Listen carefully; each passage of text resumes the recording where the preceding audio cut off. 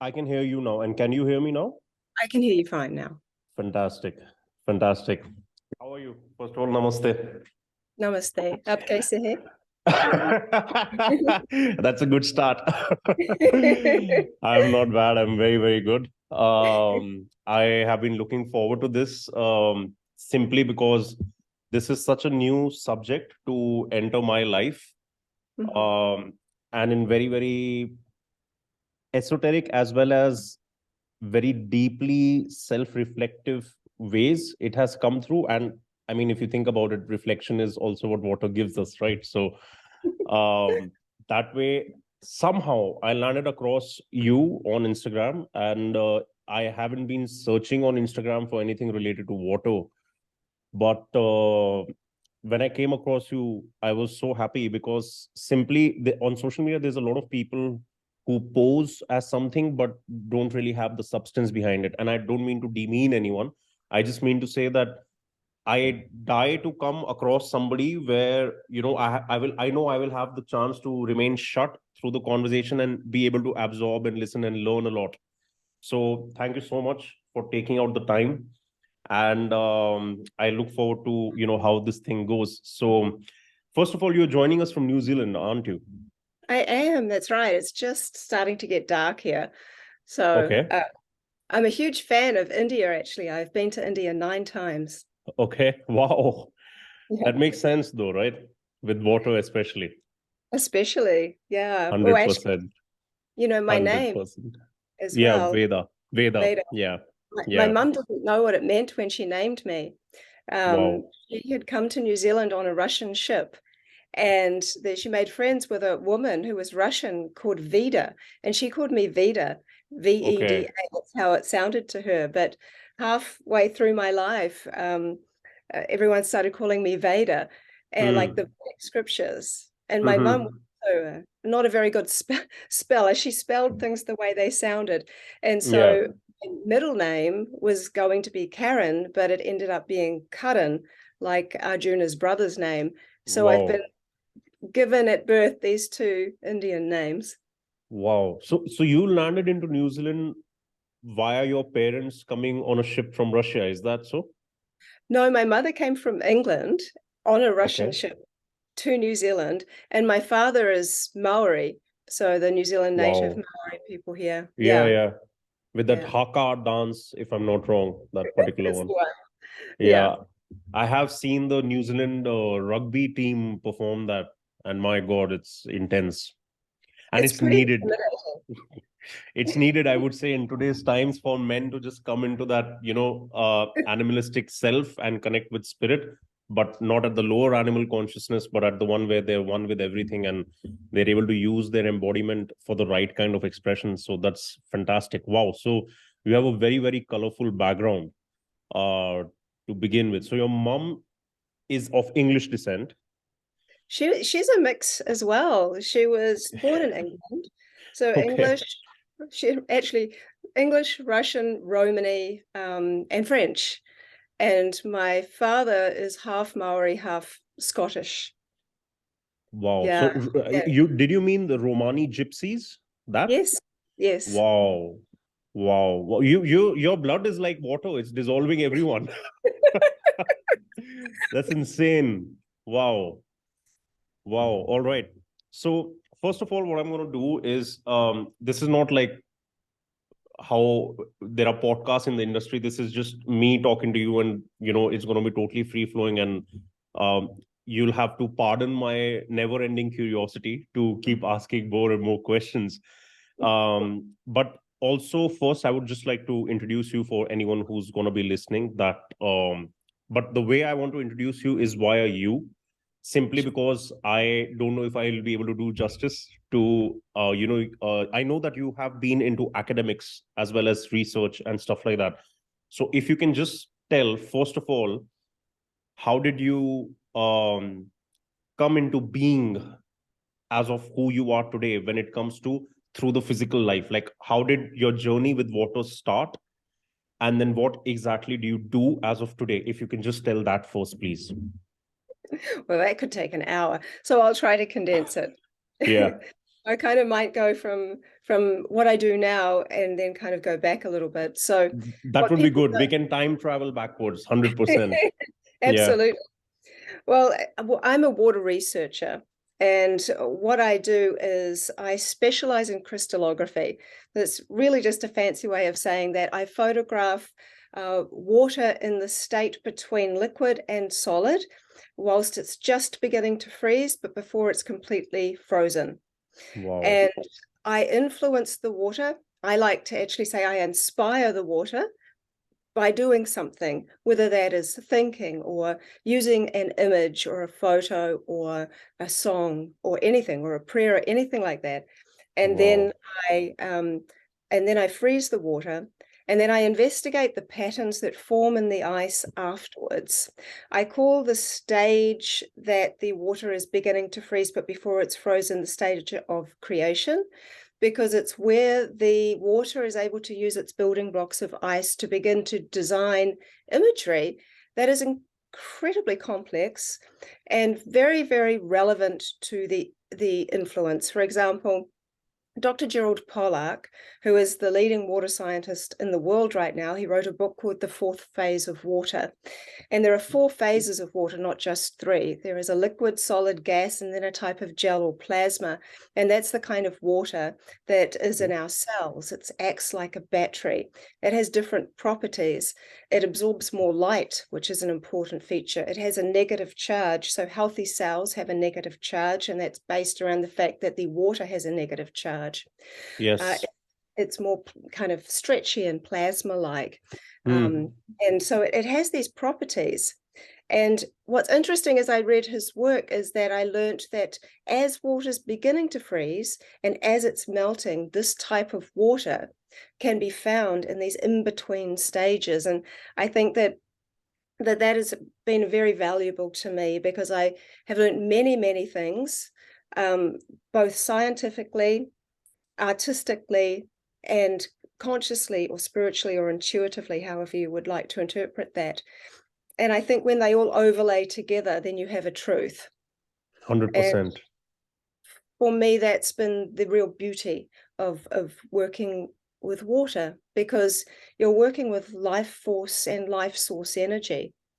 So it's really another way of, as you use that word, reflecting, but reflecting upon yourself, and especially in the more subtle areas of energy, which I'll get into. But I began this work, and there's a twofold way we could go with this. Mm-hmm. But I was in a horrendous car accident more than 20 years ago now. We went under a 7-ton truck, rolled twice. The driver died instantly. He was decapitated. It was one of the worst accidents in New Zealand where someone survived. And over the course of some years, I had 8 surgeries. And on my 8th surgery, doctors found that I had blood clots in my lungs. And the surgeries were mostly for my small bowel, because where the seatbelt had crushed my organs, really, when on the impact. And so although it helped protect me, it also did some damage, which you can imagine. And actually 3 doctors told me I'd never be able to have children because of all the scar tissue. So I had a child for every doctor that told me I couldn't. I hate being told what I can't do. That's fantastic. But and there's a beautiful little story that actually goes with that. I'll tell now, because it's likely I'll forget if I don't. Please. So when I had my son Rama, he's my second child, and he was about 3 years old.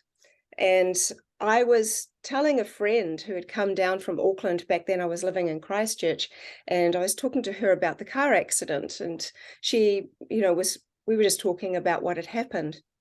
And it was years ago, that had happened. And my son was sneaking, like he was listening, and I didn't know he was there, and he'd never heard about it before. And it was very interesting. You know what he did? After I finished talking, he basically jumped up on my lap, put his arm around me like this, and he said, "I remember that, Mummy." I remember the window wipers and the tires, and I came down out of the clouds and I went, lick this, and I saved you. And when I knew we're okay, I climbed up the ladder into the clouds. And I'm My like, oh, God. Rama, thank you so much. And Wow. it was so How old simple, was he when he came to nearly you? nearly three, no, nearly three when he said, Wow. and it was incredible because it was the last thing I expected him to say, and it was just so matter of fact. Yeah. And I always think that very good things happen out of things that appear to be horrendous. And it was Yeah. a very particularly bad situation that had happened for that accident to have happened in the first place. So then I woke up and these doctors were saying to me, I went in for bowel surgery and they said, well, you've got showers of blood clots in your lungs and you need to take warfarin now, potentially for the rest of your life. And I was very young, in my early 20s, and Mm-hmm. I've been vegetarian since I was 8. I've never drunk Mm-hmm. alcohol, never done drugs, never even had, alcohol, nothing, never even a cigarette. And I've lived a very holistic life, and that's always been just who I am. So I was so surprised to hear that I had blood clots. And so I was fed this kind of fear of like, you're going to die if you don't do this. So I had took warfarin, which is a blood thinner, for a few months until they did an X-ray and they found I had nothing wrong with me. And then I made a decision for my own body, which I think we should have a choice to do with our own bodies what we think is right. And for me, Yes. I trusted that my body could heal. I really, really believed that it could. And so I decided that I was just going to look after myself. I was going to explore new areas of natural healing. And I ended up speaking to a friend of mine who is a medical doctor. He was also practiced Ayurvedic medicine. And Mm-hmm. he said, look, totally off the record, he said, if you can find a natural source of high alkaline water, you might be able to get your body back into a natural balance. And Mm. I thought, well, that seems pretty simple, just drinking water. So even our rainwater in New Zealand has a pH of about 7.2, 7.3. So I started being the guinea pig of my own health, and I started trialing my body on 2-week trials with naturally alkaline different spring waters. The emphasis is on natural. I wasn't using ionized water. And Mm. so I tried all these different waters and, I felt hydrated, but I really didn't know if there was anything happening, because that's the difficult part, Yes. is that we have this skin suit, this meat suit. We don't see all the fluid within us. Yes. And so what's going on really, we only know by how we feel. And so after some time, and I actually owned a wellness center back then, and a client came to me and said, I know this old guy. He's got his own private source of water and he's only giving it to cancer patients. Out of the ground, it's 9.9 pH. It might help you. So I was like, yep, sign me up. I went and saw the guy and I told him my story and he gave me a month's worth of water to drink. And Wow. so I started to drink it. And within 3 days, I noticed a difference in something that so many people don't want to talk about, but it's such an indicator of our internal health. And that is bowel motions. There are so Mm. many people who are constipated, sitting on the toilet, Yes. push out a Yes. pebble. And Yes. this is not normal. We're not Yes. drinking, as a society, enough quality water. I'm not just Yes. talking about quantity. I mean, I'm talking about nourishing quality water. So Yes. I thought, well, this is good because I had tons of bowel surgery. So then between day 10 and 12, something really weird started to happen to me. I noticed all these bumps coming along up on my arm and my jaw, and they were really painful. And I'm like, what is going on? I knew my body was purging, but I didn't know what it was purging. I ended up, as gross as it sounds, I ended up getting these tweezers and started digging into my arm because one was so painful. Felt like it was sharp. When I pulled something out, it was this little green shard of glass. And after I think it was by day end of day 12, I'd pulled 27 pieces of green glass out of my arm and jaw. They had been embedded in my body since the car accident over 20 years prior. And I knew it was from there because the man who had been driving the car, I was the passenger, he had a nightclub and he had a crate of Steinlager beer bottles in the back and the green glass. So when the car rolled and went under the truck, my arm must have automatically tried to cover my face. That side, where the car rolled, the glass hit that side of my body and the windscreen got more of the other side. So then I'm like, well, my goodness, how can water just this, what's so different? How is this water different? How is it purging me this way? So then I because I had a wellness center, I trialed all kinds of people who wanted to be part of my kind of inquiry. And I did put them on 8-week trials. And what was so interesting is that I discovered across the board, from top athletes to very unwell people to all kinds of in between, I observed everybody's health improved, whether it was that incremental little extra energy for the athlete, or whether it was something completely transformative for someone very unwell. Across the board, everybody's eyesight improved, which was interesting because our eye lens is 99% water. Yeah. Which actually means that we see everything in this world through the lens of water, literally. Wow. And I thought that was very interesting. And so as I was going through this kind of inquiry with this kind of water, I also started to investigate the new science of water. And one of the things that was interesting, because you tend to do the obvious things when you're interested in something, like you look at the analysis, as it would be an obvious thing, what's in the analysis of this water that might make it different? And yes, it had a high pH, it had high bicarb in it, which was what was one of the things making it alkaline. But no matter what water you look at, if you're looking at an analysis, it's telling you what the water's holding. But what is it actually telling you about the water itself? And that became more and more of something I started to really wonder about. And so I really want to get further into that, and we can't not, with this direction of my conversations always end up going there. Please go ahead. Well, it was this, later on, as I started to discover more in my work, I discovered that water has an energetic state of health.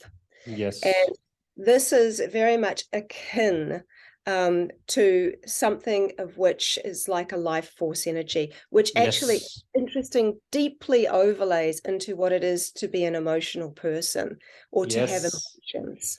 Yes. And I think that that's extremely interesting. But in the early stages, we'll get back to that, I was looking and reading all about different waters. And before anyone ever, I always get every time I talk about my car accident, the healing that I had and the healing that other people say, where can I get the water from? And the man who had that source, he was quite old then, and he's since, he sold his property, and I don't have that anymore. But I believe that it's not just about the special types of water. I also think it's how you receive water. The water, yes. This is more important, I think, than I would have ever really said 10 years ago. The intention.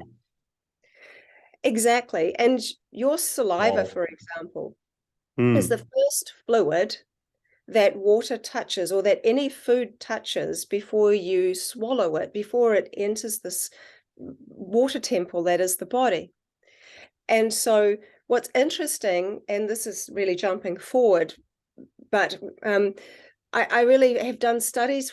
I've done studies on saliva, or there's not very ladylike, but I basically spit into a petri dish and frozen the samples, and I've observed that the bubbles that form and freeze, the imagery that is sketched onto even the bubble relative to the last word I spoke. And what's really interesting about that is it really plays into the reason why people would want to pray or be grateful or bless their food or their water. It's My also God. you're the welcoming committee, right?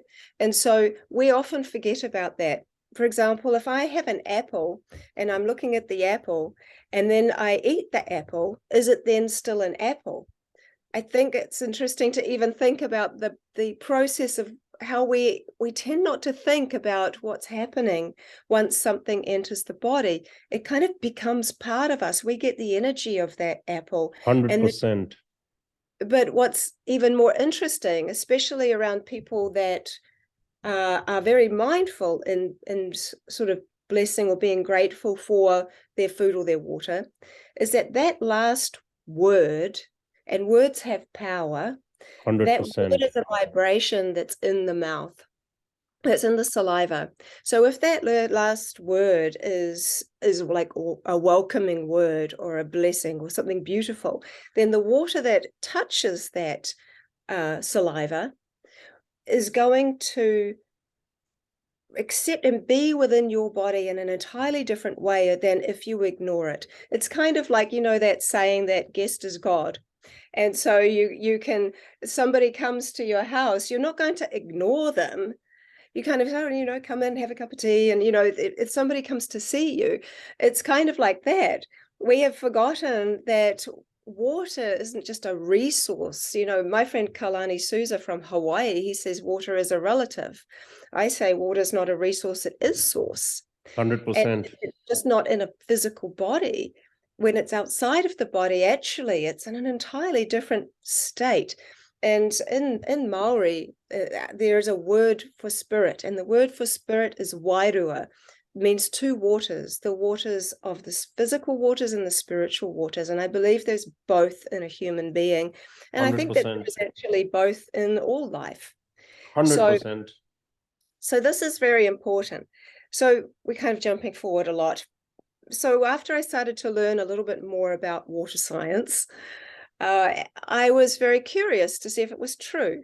If there really, you know, if water, I started to hear more and more about this concept, this idea that water had memory, you know, and there was controversy around it, as there often always is about all kinds of things, but especially when they're true.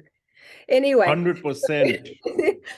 so I was very curious about it, and I'm one of those kinds of people that if I can do something myself, I want my own experience.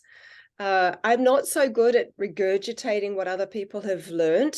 I actually like to find out things for myself, and I encourage people to do the same. Yes. So I had heard that there were actually 3 people that were quite pioneers at the time. This was about 10 years ago now, because that's how long I've been working as a water researcher and crystallographer. But the first person so many people have heard of around the world, he really became very, very well known. His name was Masaru Emoto, and he was not embraced by the scientific community. Yes. The reason was because he openly admitted to cherry picking the photos and sharing the photos that best represented what he was trying to say. So that is one of the reasons that the science world didn't really go, this is great. However, what he did was open the doorway for people to see themselves as sensitive bodies of water.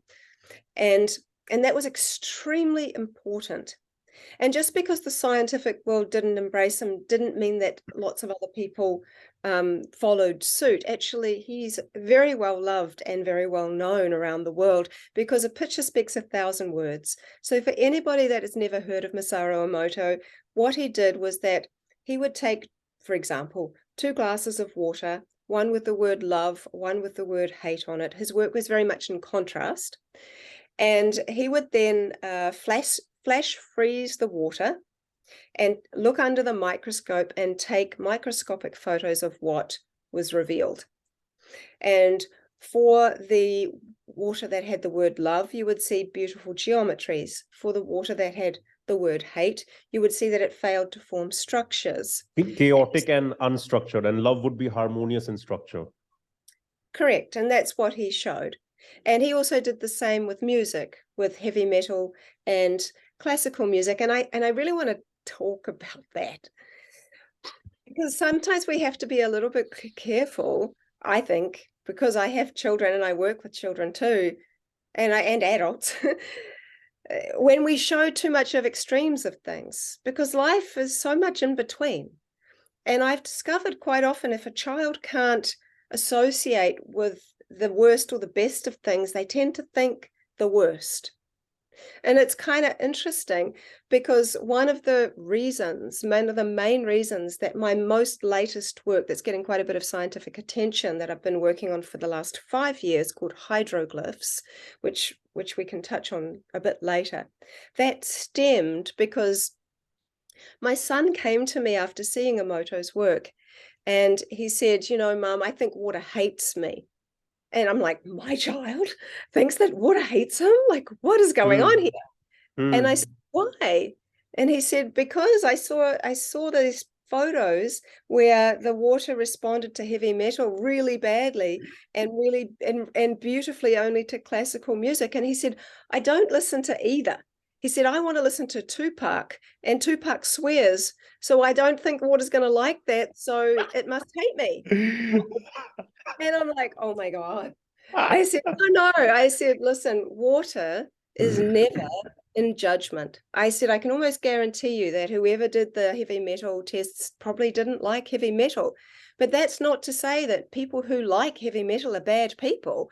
I think we've got to kind of maybe move away from some of these ideas of judgment. And that was very much the statement, I think, when you put two extremes, and you keep showing extremes. And so I went on this mission to photograph water after it had been exposed to a huge number of different genres of music. And I found something very interesting happen, is that water seems to like to pick up on words and design images relative to the words. And when I did the song Stairway to Heaven and repeated that song something like 12 times in the beginning, I kept seeing the stairway appear in the ice. And I began to wonder, after seeing it happen over and over again, and repeatability, that's why the scientists like this particular side of my work. Oh, God. I thought, well, what does that mean? Is that a symbol for the meaning of the word stairway? So I wrote the word stairway, realizing that water doesn't read words, but it absorbs the energy of words and crystallizes into the energy of a word. Where's my glasses? Here are my glasses, right? I can say, here are my glasses, and nobody's thrilled about that. It's like, what's the big deal? But then I could say, this is the energy of my glasses. To me, the energy of my glasses means that they give me more sight. They magnify things. There is an energy to them because I've been wearing them. They suit my face, these different kinds of things, right? So there's a really different way of viewing it. And so when I wrote the word stairway, I put the dish of water on top of it for 30 seconds, removed it, froze it using my short-term method, which we'll talk about soon, because it kind of evolved. I didn't know about it in the beginning. And then I would see, oh, look, there's that same symbol again. And so I did it again and again. And over a course of several months, I did it 50 times. And in my mind, 50 is not a random number. So now I knew, okay, this is the symbol for the energy of the word stairway. What else does that mean? And so relative to that song, it was to climb up something. So I wrote climb up, and I saw again, again, the stairway glyph. And I'm like, okay, this has layers of meaning. So to say one hydroglyph, I have to have seen the same symbol appear at least 50 times. To say I know its layered meaning, I need to have done the same thing. And so over 5 years, I only have 39 hydroglyphs, with some of them have more layers of meaning than others. And I have a small team around the world who are helping me to, sorry, I've been talking all day, helping me to identify these layers of meaning. And the fact that we see these glyphs all around the world, with different waters, with people that speak different languages. For example, Bhargav, who works alongside me, lives in India, and we have a symbol for the creation glyph. It's beautiful. It's one of my favorites, actually. And he was, rather than writing a word, he was playing a song, and the chant was all about the creation, and he got this creation glyph. So we see that it's kind of from all different ways and forms. I use words just to stay consistent, because that work I try to keep as scientific as I can. That water is being so patient and doing this over and over again is it can only be because it's important. See, I don't think that water just reacts. I think water responds. And I believe that this is significant. I've discovered that water communicates, if you will, in 3 types of ways, specific to my work in crystallography. The first way is what I call signature patterns. So each different type of water, if you freeze it often, as I do, you start to see, okay, it has a specific pattern. I know that that's tap water by the way it looks. I know that that's spring water because it has this hexagonal star pattern. Rainwater looks like a fan with a curve, and filtered water looks like lines all bunched together. And then there is art. I say that art is the heart of water.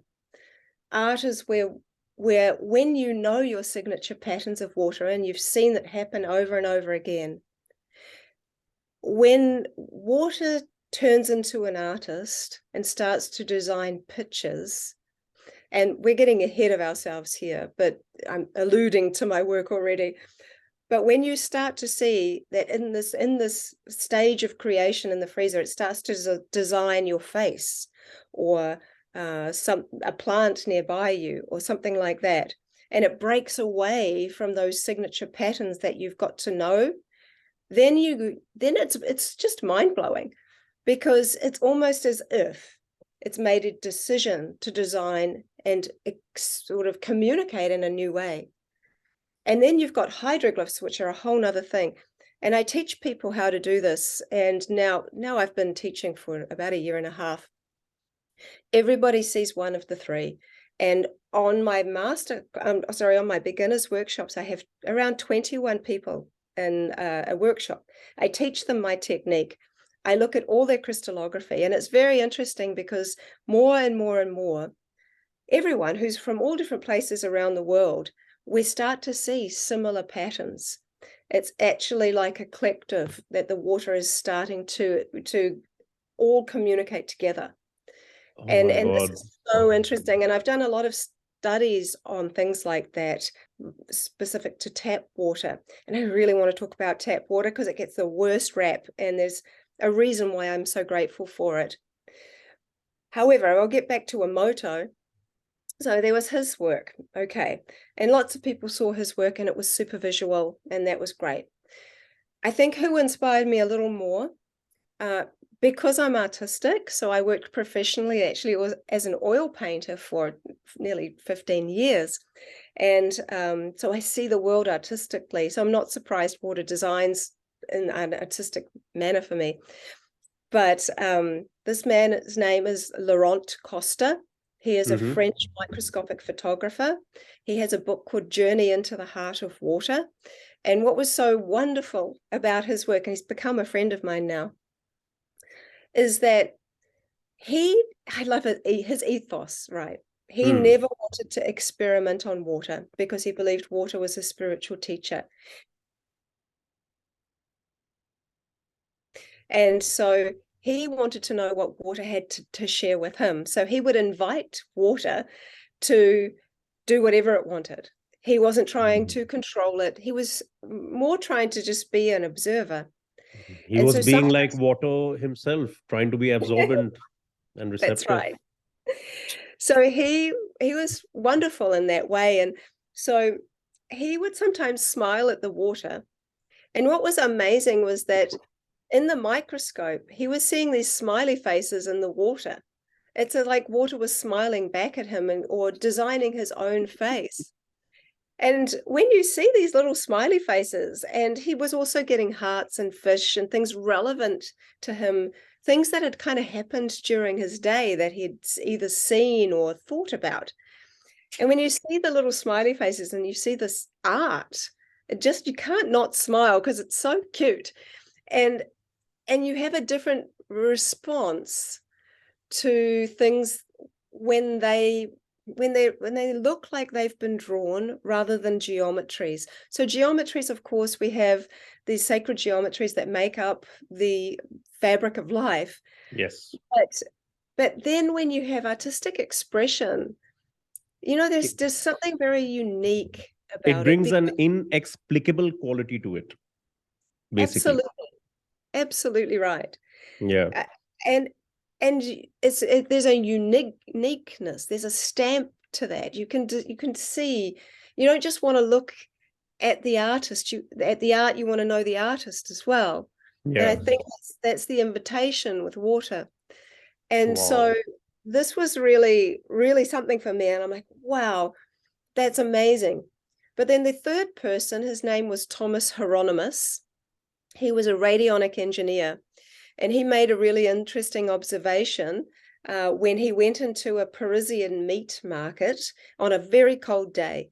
He observed that the freshly placed organs of an animal appeared to be affecting the way the frost froze on the way above where the organs were placed. For example, the frost freeze into the shape of a liver organ above a liver organ, and so on and so forth.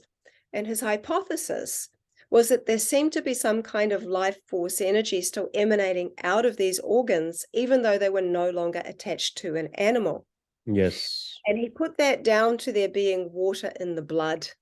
Yes. And there's such a thing called sonic signatures. Each organ has its own sort of sonic signature, which is kind of like a cymatic imprint of the blueprint of the organ. So because it was very fresh and the blood was still very fresh, there was still some ability to transfer some information. And it's a very interesting stage, that stage as things are starting to really die. There is a separation of spirit and physical. And so I suspect there was an even closer connection to the air at that time with the water in the blood. So the information was transferred to the water in the air, and when it hit the glass, that information was transferred into the formative shape of the organ, like the blueprint that was information shared. So that was very interesting to me. And what was even more interesting, I think, to me, was that he was seeing it with his naked eye. And it finally leads me to what I started to wonder. And I thought, well, the secret's in the freezing, where the unseen becomes seen. These subtle realms seem to be where something magical happens. And 10 years ago, I didn't have a microscope, but I had an imagination. I had some water. I had a glass petri dish. And because I'd been working on another project, because I've been doing a lot of research work for quite some time. And so I thought, I'm just going to project a thought into this water in my petri dish. I'm going to stick it in my freezer because that's what I've got. And I'm going to see what happens. I had no attachment to any outcome at all. And so I'm holding this glass petri dish. And I put some of the spring water that helped heal me. I don't just always I've used all kinds of waters. So I was looking in there and I was thinking, oh, what am I going to think about? What's my projection going to be? And so I saw this little bit of fluff floating around in the water. So I thought, oh gosh. So I put my hand in to take out the fluff. And I consciously thought, I wonder if my hand will have any impact on the water's memory, because I didn't know if that was a real thing or not at the time. So I thought, well, that thought's good enough. So I put it in the freezer with the peas and the broccoli and everything, and I forgot about it. And hours later, I came back to it. I thought, oh, let's have a look and see what was happening in there. I really didn't have no expectations. So I held it up to the light and I took my very, very first photo. And this was the photo that has inspired close to 40,000 photos of water responding in the most incredibly intelligent way. The image that I saw took up half the Petri dish. So the Petri dish is about the same size as my hand. It's 10 centimeters in diameter, so it's macroscopically huge, and it was an undeniable image of a hand. And I have to say, the first time I saw it, I was a little bit freaked out because it looked so just like an X-ray of my hand. And I showed my son Rama, and he had no idea what I'd just done. And I said, "Hey, Rama, what does this look like?" And he said, "It's like a hand, Mum." He says, "It looks like the X-ray of a hand." And I'm like, "It does." And then I thought, well, if any water is going to be naturally informed, surely it would be the ocean. So we live by the ocean then. So I went and got some seawater. I froze a thin layer, and I was quite nervous before I opened the freezer because I thought, well, if I see something relative to the ocean show up in the ice, then that means that maybe this isn't just some random thing. And so I was like tentatively waiting to pull it out. And I got the most amazing photo of a fish. And you can see the outline of the fish, the perfectly round eye, the gills, the tail, the fins, everything. And I don't know if you want me to share pictures or anything. If I'm able to do that on this, I'm more than happy to. 100%. 100%. So I'll share up to a point and then we can go over them. So you're kind of able to have the background story for everything that I'm sharing. So that was when my freezer became my most used household appliance, and I was just at this all the time. Nothing really, really changed 10 years later, but the way I approach things is different. So I realized that water seems to love to communicate in this artistic way. And that was when I completely froze water solid, and I knew no better. After about a year of discovering more and more about the new science of water, and as I mentioned a little while back about Dr. Gerald Pollack's work, how that 4 phase of water is in the freezing stage and in the melting stage, but before it's a solid and before it's a liquid, I started to think, well, maybe I'm missing something. Like, what's actually happening in the freezer, And I started to open it earlier and earlier to see what was going on in there.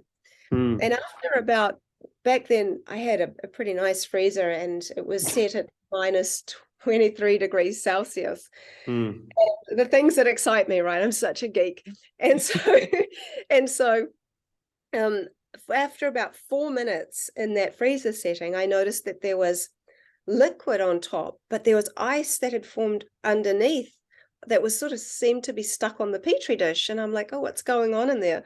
So I took out the Petri dish and I tipped it like to hold it up, and the liquid water drained away. And I was left with the most clear crystallography I couldn't even have imagined it would have looked like that. It's only about 3 millimeters thick. There's all this light's able to come through it, but the imagery and the patterns that you see are so three-dimensional. And I've come to understand that water freezes in 3 layers.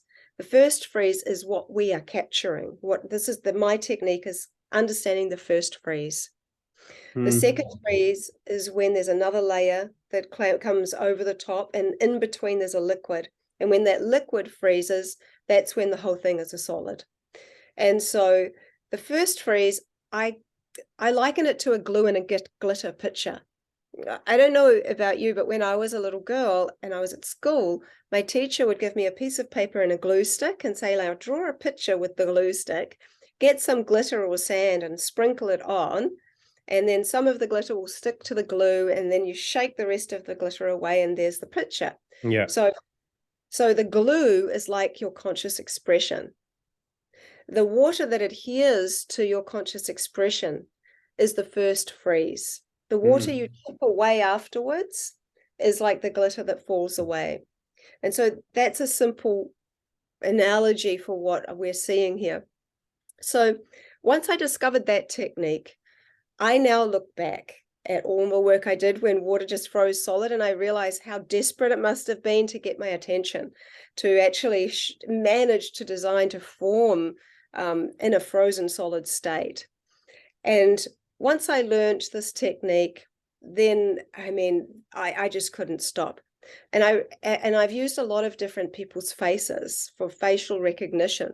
You know, I thought, well, how can I see if water is really identifying faces? So I would use photos of people or photos of statues, even like random stuff, and put the dish of water on top of them, and then see, oh my goodness, yeah, it's created their features, and many other things. It went on and on. So now I think might be a nice time to share my screen so I can show some of these things. Mm-hmm. If you're able to maybe make me Yeah, a yeah. post. Thank you.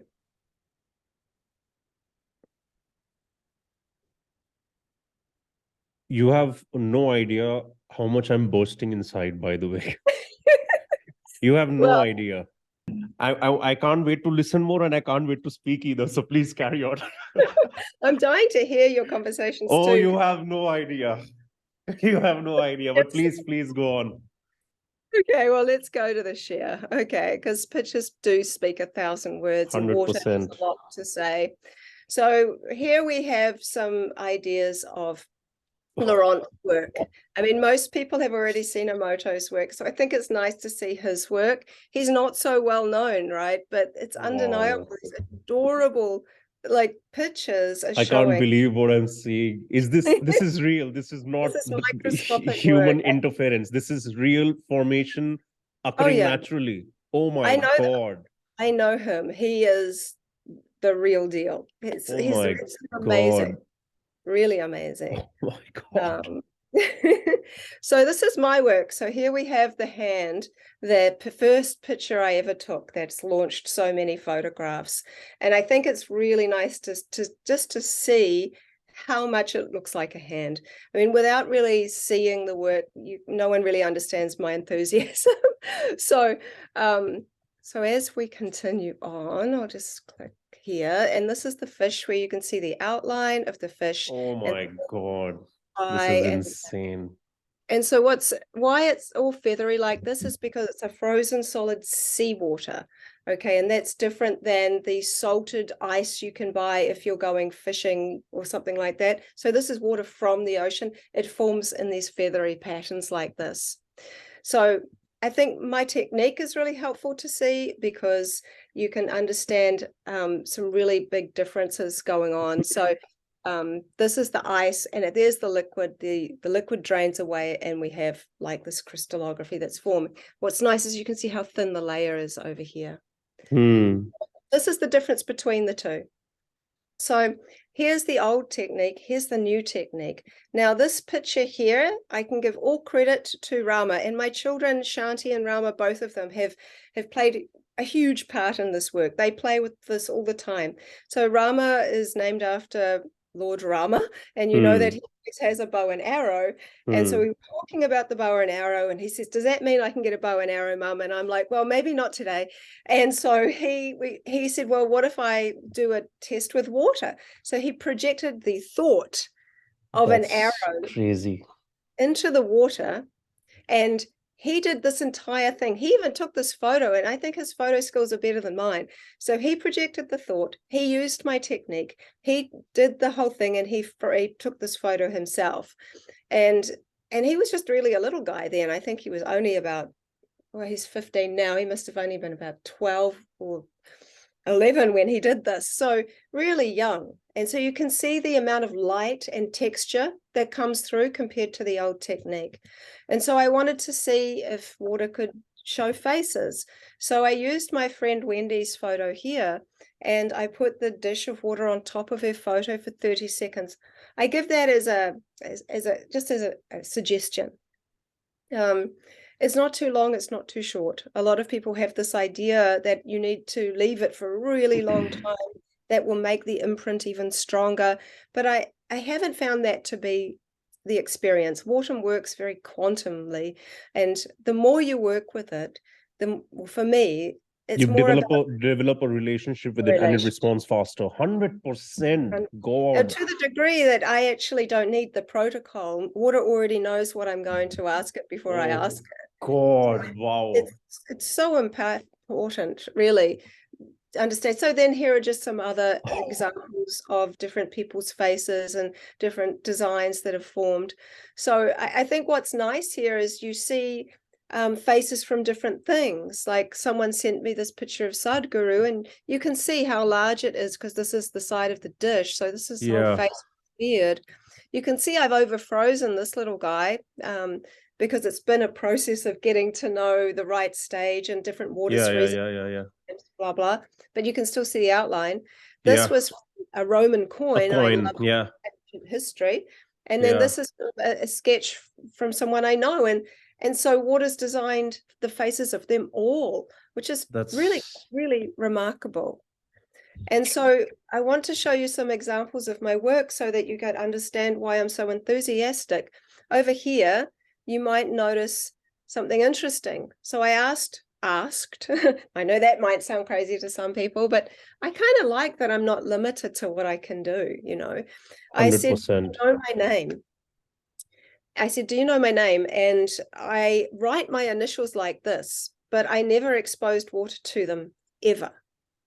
So Water designed a new and improved version of the VA, my initials. Yes. When I asked if it knew my name, it was pretty remarkable. And so over here, this is very interesting. There was a woman who was pregnant. I asked her to drink some water and think of her baby and leave me some water. I just froze the water that she had drunk from. And what's very interesting, unlike most of my other pictures, is all around here you see this light of the fetus.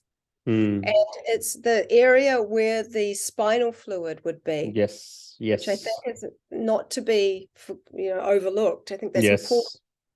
Over here is a funny story. I was at a cafe and I was watching this dog, this Schnauzer dog that looked like these, drinking from a bowl of water that was left out for thirsty dogs. And then my mind was like, I wonder what that bowl of water looks like.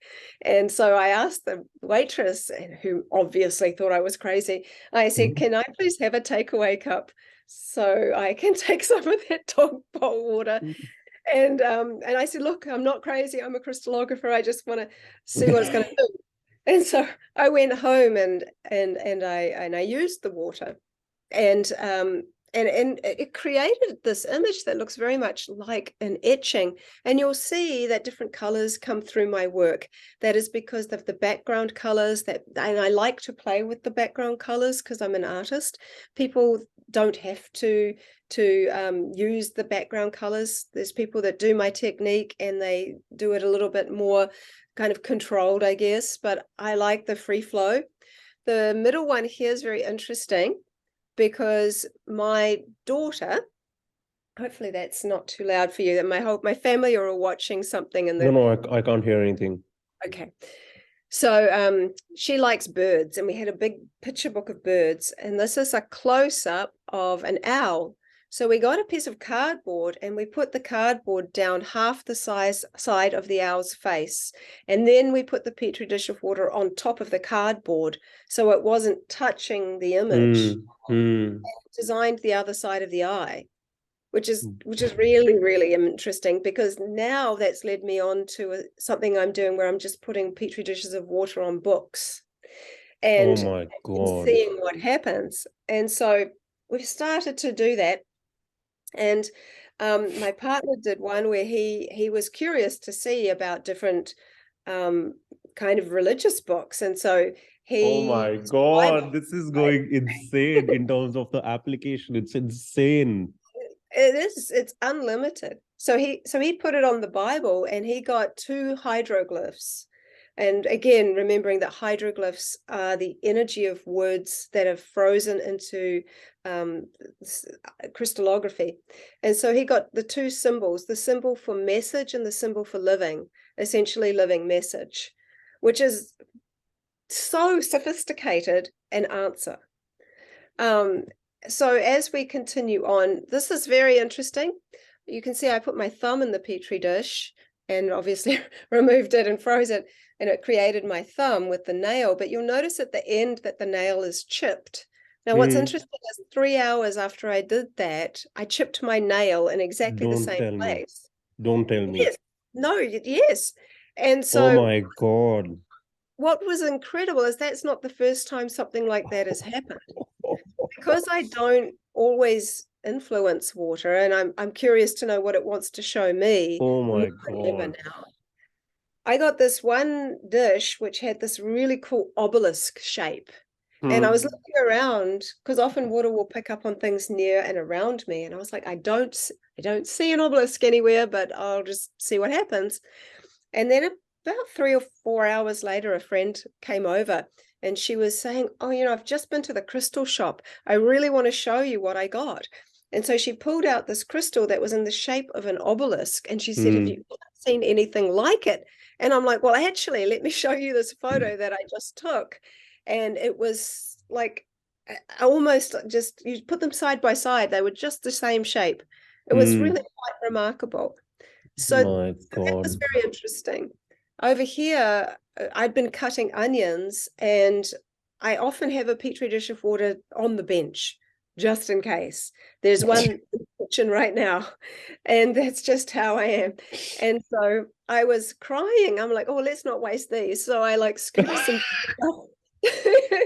into the spring water and froze it. And it designed this image of my iris. And so those are chemical tears because they were not coming from an emotion. Yes. I've done studies on emotional tears and they look very different. Oh my See, God. tears tend to form the shape of my iris when I do this. So that's very interesting. And you can see the others, I mean, how they're so relative. And you'll see Batman there, but that again might seem kind of like, what is this woman doing with her life? No, But no. I have children, right? And so You are talking to not regular society right now, so I understand everything. Please. oh good. And so my son, because they've been brought up doing this work, when watching me do it, nothing surprises them and they have their own ideas, which I love.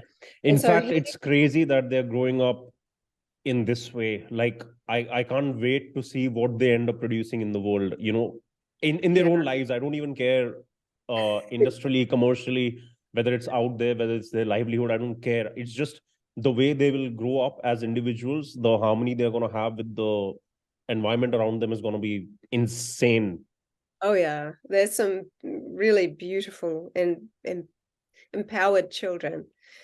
And I think sometimes though it's quite hard for them, especially my daughter Shanti. She's a sage, honestly. She would happily just live outside under trees. She just is that way. She's so natural and just so wise. And she really is like a 106. She's only 12, but she's an incredible old soul.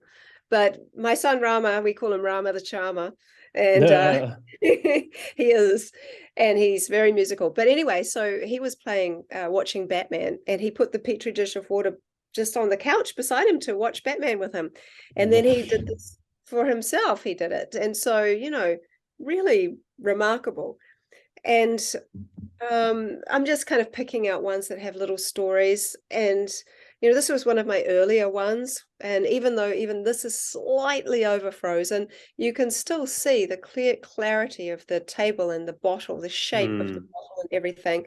And this is a Kiwi from New Zealand, like from the Kiwi guy. So, there's clear awareness of form and shape going on. And this is just a tiny selection of my work. I get it. 100%. But I think what's 100%. even more exciting for me now, after doing this for so many years, is that other people are doing it. So here's 100%.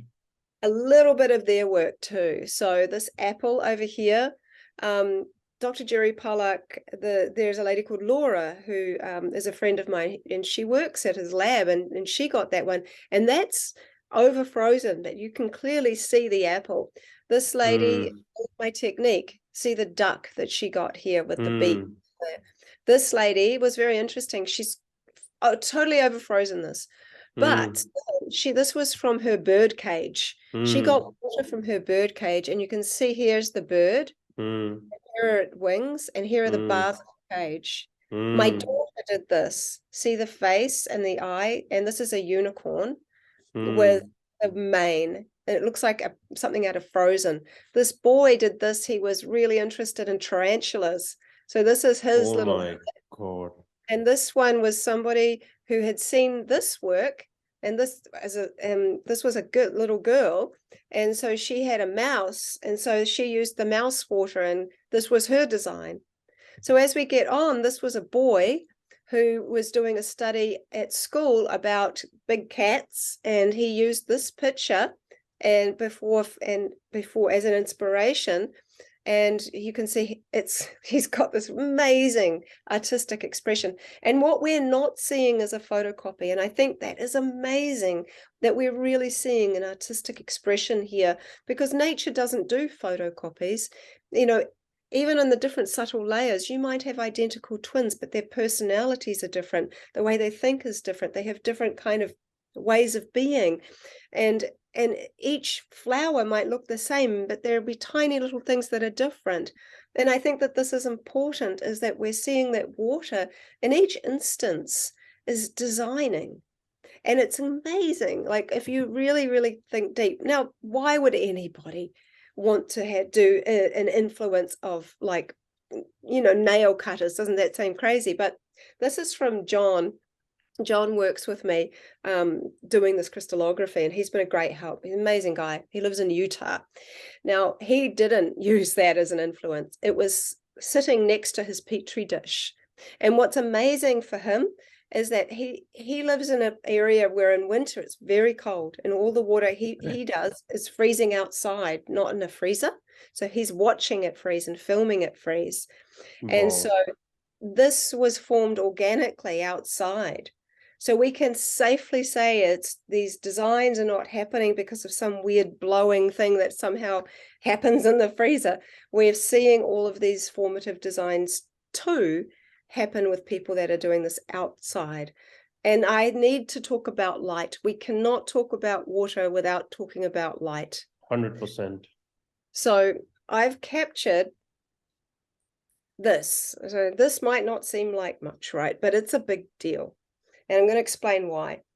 So because I've spent so much time looking and taking photos of water as it's beginning to freeze and in all of its stages, every now and then when the water's in the freezer, I open the freezer at exactly the right time, and I can photograph this light that seems to be emanating out of these little wee shards of ice that are just beginning to form, and they look like halos. Yes. Now, water is not just hydrogen and oxygen.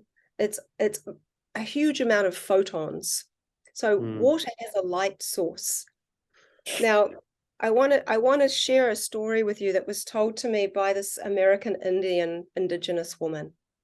And I shared this. I was the keynote last speaker at the annual water conference in Germany last year in August, hosted by Jerry Pollack. And I am fringe. Okay, well, there's no doubt about that. But and I was wondering, when I share what I'm about to share with you, how it would be received, because it was to a load of biologists and physicists and scientists. And I'm like, I have to say it because it means a lot to me. So this lady, she said that she could communicate to bees. And she said she would watch their hives for long periods of time.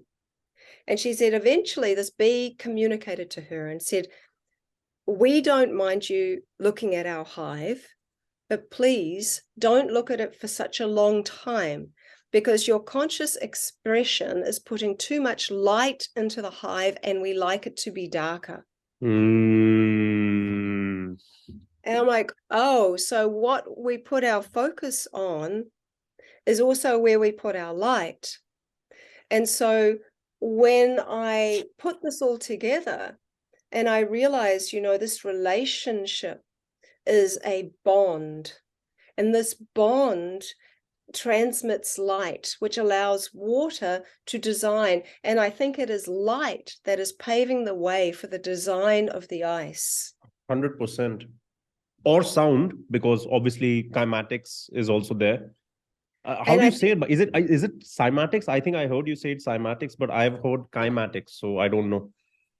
well, I say cymatics. Okay. Sometimes it's just an accent thing as well. Yeah, yeah, So, yeah, yeah. sometimes people don't understand my Kiwi accent, even when I'm talking to Americans. They're like, "What did you Hmm. say?" But I say cymatics. Hmm. But I think even within cymatics, in the freezing stage, it's very interesting because you can watch cymatics in real time, Correct. like you put sound and then you're seeing the patterns form through the sound. Yes. Um, but in the freezing aspect, it's where you're having a transition. It's a very interesting thing because you think about spirit, it's like from one sort of thing to another thing. So it's kind of like a liquid to a vapor, for example. There is a transitional stage. We often think about water only as a liquid.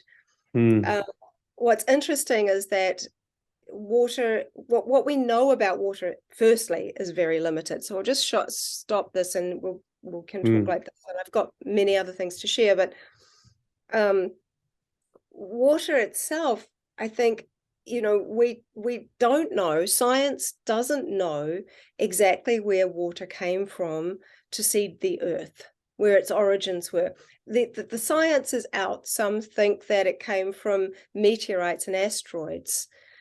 Some think that it came from the primary water source, which is inside the Earth's mantle, held within the ringwoodite, which is a type of kind of crystal, and that when the tectonic plates moved and things, it kind of fractured and it came up through fissures and things like that. Some people think it's a bit of a mix of both. Either way, we haven't been to either source, so they're kind of alien to us in any instance. And yet there is no life without it. And yet, not by volume, but by molecular count, we're 99% water. There is more water molecules in our bodies than stars in the Milky Way. When we cut, we leak. When we exercise, we leak. When we cry, we leak. When we go to the bathroom, we leak. All these things, we realize how much liquid we are.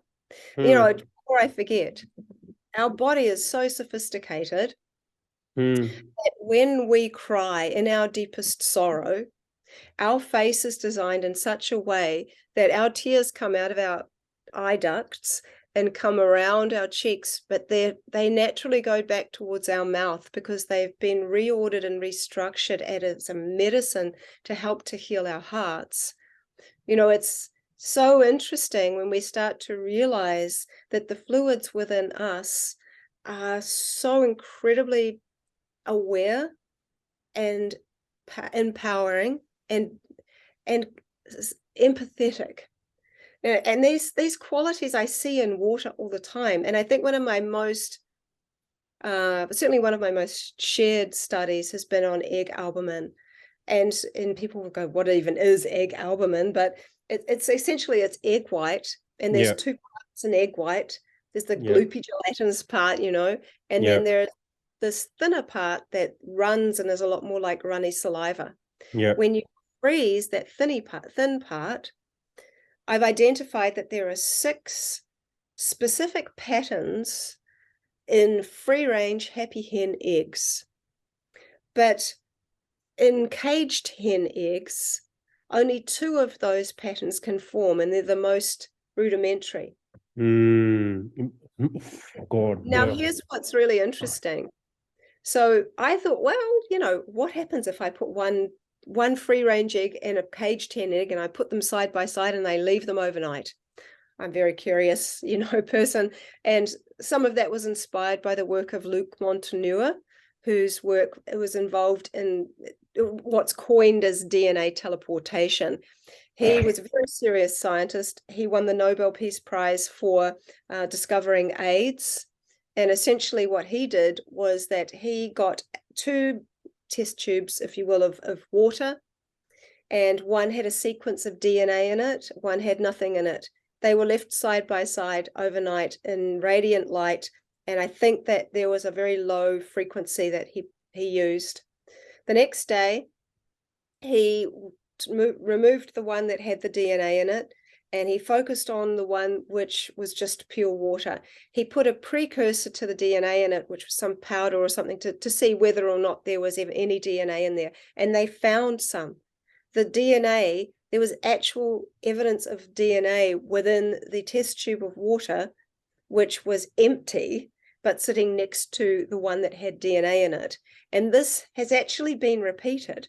And his reputation went down the gurgler because he was doing something that seemed like magic. Can you imagine the implications of what he actually discovered? And I had the privilege of meeting him before he passed away.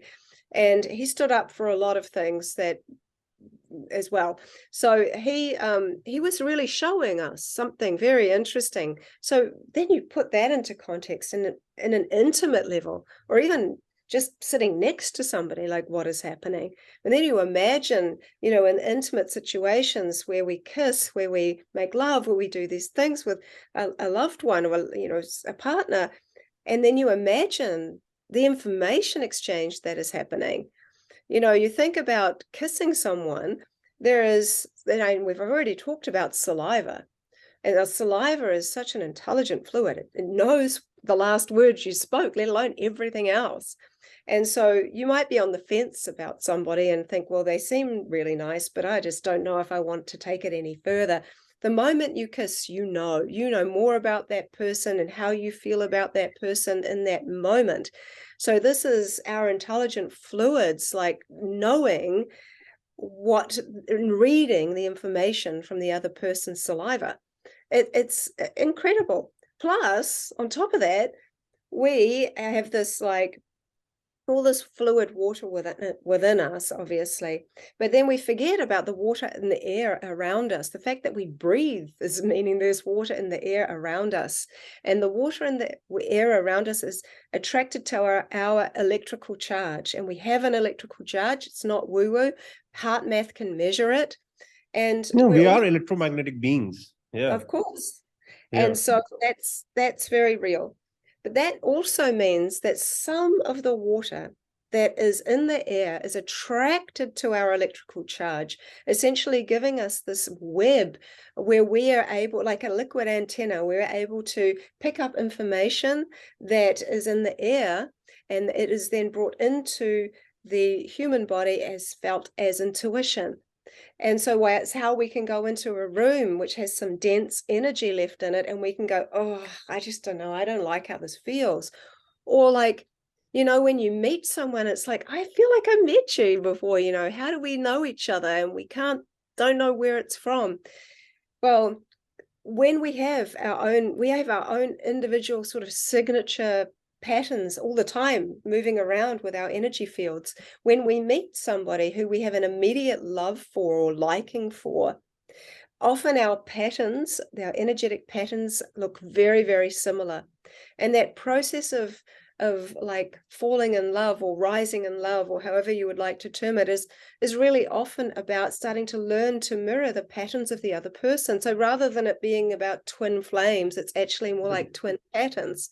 And so you kind of look in all of these areas, and then how does that all relate to spirit, which of course it must. So we can get into that soon. But I think that then you've got all this information going on, and we can share and receive this information through water. And again, I was talking about how little we know about water, right? And so even in the ice stage, there are 300 or so different types of ice, and each type has its own individual subtleties, and the secrets to life are in the subtleties, the in-between places. And this is always what water is showing me all over the time. And so I think it is highly likely that the spiritual water, or the essence of water, is more akin to the ether or the air or the vapor side of stage. And we know because we know so little, I think that it must. Because I've interviewed people that have had near-death experiences, and a number of them actually, and 3 of them have all said the same thing. They have said they've had the sense of rising, which is what a gas does. And when a gas rises and expands, it also cools, which is why people feel spirit as cold. And then they said that they looked down upon their body being resuscitated. Now, there they are as an observer. I think the spiritual aspect of water within us and outside of us, which I want to talk about too, is the observer or the witness, never in judgment. And why I say that is for a number of reasons. Because when you start thinking about this concept of spirit, you know, you'll hear through all different kinds of texts and religions and whatnot that say that the soul or the subtle body or the spirit leaves the body, but we don't know how exactly. And I don't see how it cannot have something to do with the realm of water, because it makes sense. You know, we see water reincarnate all the time. We give this idea of dead water to polluted water or denatured or destructured water, but water doesn't die. Water is always in one of its stages. And so this is very interesting. But then look at salt. If you pardon the pun and boil it down, what we're made of is liquids, water, salts, minerals, and consciousness. So salt's really interesting because salt, when you put it into water, loses its cubic bonds and then kind of becomes like water becomes like a kind of liquid crystal, because water is a crystal. But if you let that water evaporate, the crystal is still there. It didn't die because it changed form. There it is again, back into its structural shape. And what's interesting is that when someone is cremated, the ashes that remain are actually salts. So we're made of these things that don't die. And consciousness, people don't even know. We can't observe consciousness in a way without using our consciousness, and then it just kind of makes this kind of thing where it's like we don't really know, just goes into that kind of bracket. And so all of this relates to water. And so when I put the egg beside each other, that was a long, really roundabout way of getting back to eggs, is that is that we have like this caged hen egg and this free range hen egg, and I put them side by side. And I left them overnight because I wanted to see if one might influence the other.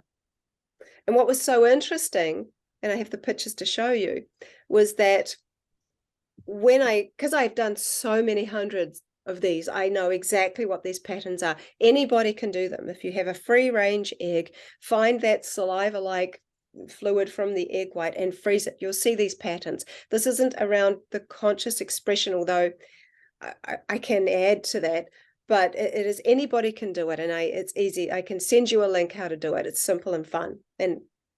But when you see them, you know them. They're there. That's it. Okay.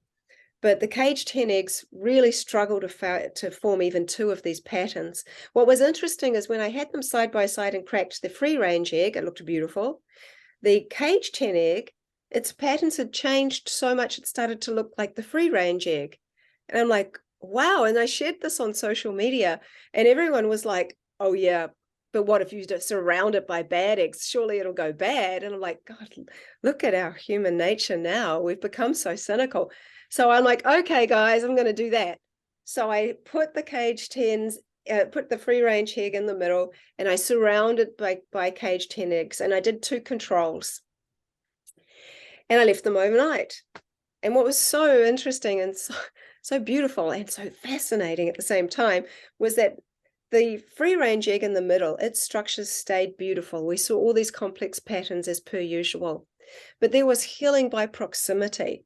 The caged hen eggs that were sitting closest to the free range egg had transformed so much they looked like the free range egg.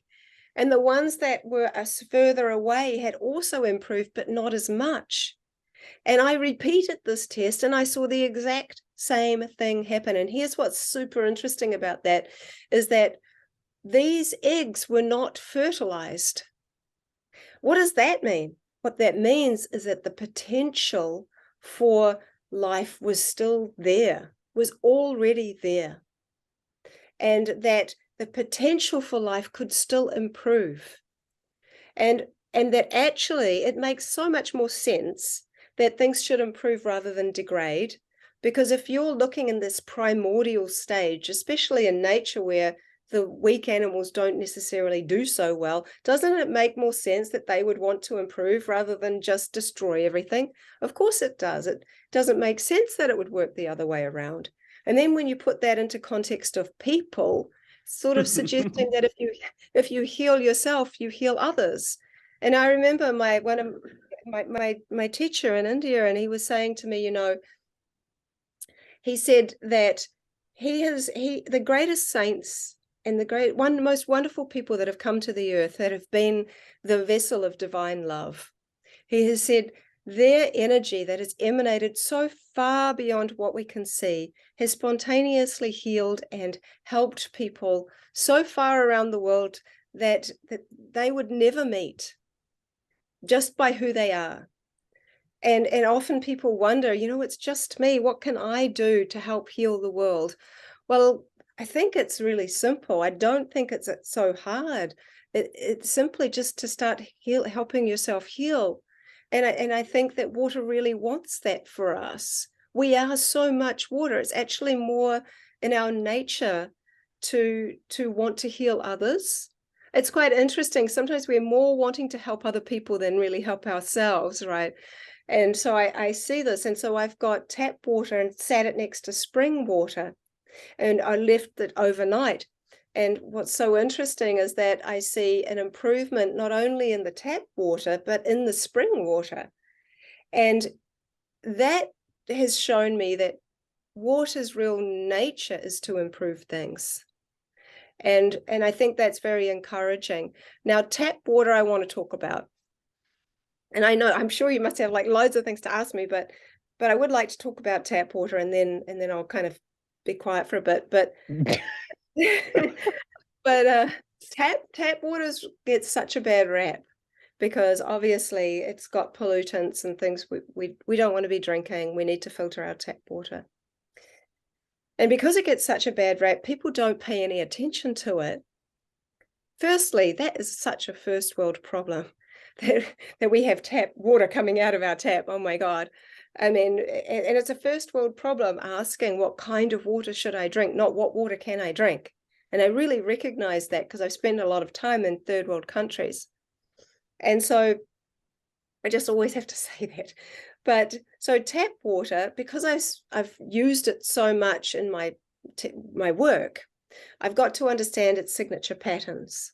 I've got pictures of signature patterns to show you if that's helpful. And what's interesting is that municipal tap water tends to form very disordered patterns. Of course. Of Just course. like the municipality itself in a country like India, for example. Yeah. Well, and so here's what's fascinating. Okay, so you can have this water, and then you do the crystallography. Okay, there's the disordered patterns. Then you let the ice melt. Then you take that liquid water, and I've held it to my heart for 1 minute in a very caring way, and just in a very rested kind of way. And then I've refrozen it. The patterns start to form ferns and hexagons and start to look like spring water. And I've done that multiple times by conscious expression, by using a small singing bowl and playing the water, by all various things like this. And each time you see a structural change, but we're not seeing a chemical change. So what does that mean? Right? Why? This is the essence of my work. This is, I think, what we're really seeing here is what I call water's energetic state of health. This is really important because it is this life force energy. That's what we're seeing. It's the difference. I think of tap water kind of like a sick person. If somebody goes to that person and cares for them and gives them some food or something nice, there is immediate sense of gratitude to be cared for. And it's just like we talked about, you're the welcoming committee, right? How are you going to welcome the water into your body? Well, we're ignoring tap water. In fact, sometimes we're just like, ugh, we don't want to be anywhere near it. And by in that collective, water, this tap water is kind of like a child that's ignored. And so we're seeing a state of gratitude. What we're seeing is that water is essentially a fluid emotion. It's interesting because if we try to explain what an emotion is as people, we could say, well, I feel sad when so-and-so does this. And this is what sad looks like. You make a sad face. Or I feel angry and I make an angry face when somebody does this. But I can't go to the shop and buy angry, and I don't go to the shop and buy sad. It's not something tangible. But what if but it's interesting because water resonates at a certain frequency whereby if I am feeling frustrated or annoyed, maybe I don't know, I've been stuck in traffic for ages, and then the children are going, are we there yet? Are we there yet? And it's just a particularly rough day, which happens, and come back, and then I've maybe promised someone that I'll do crystallography for them, and then I'm like, I should do this, and my energy is all wrong. Water just won't play with me. It just doesn't resonate at that lower frequency. But it's interesting because it's as if it's showing the higher expression of emotion. And there's subtleties even in that. So it's a very, very important, because what we're really seeing is this kind of emotional state, right? So it's very important in my culture, in the Maori culture, that this life force energy be tended to. So it would be of great concern if the energy of the river wasn't strong, because that would prevent its spiritual nature to not come through as well. And so it wouldn't be able to have a presence as great as it could if its life force energy was bigger, if it was happier, if you want to say, right? And so it's of great importance that be improved. Is it really important that improve? And I think that this is the area I'm actually really working in, and it's in a much more subtle realm. My God.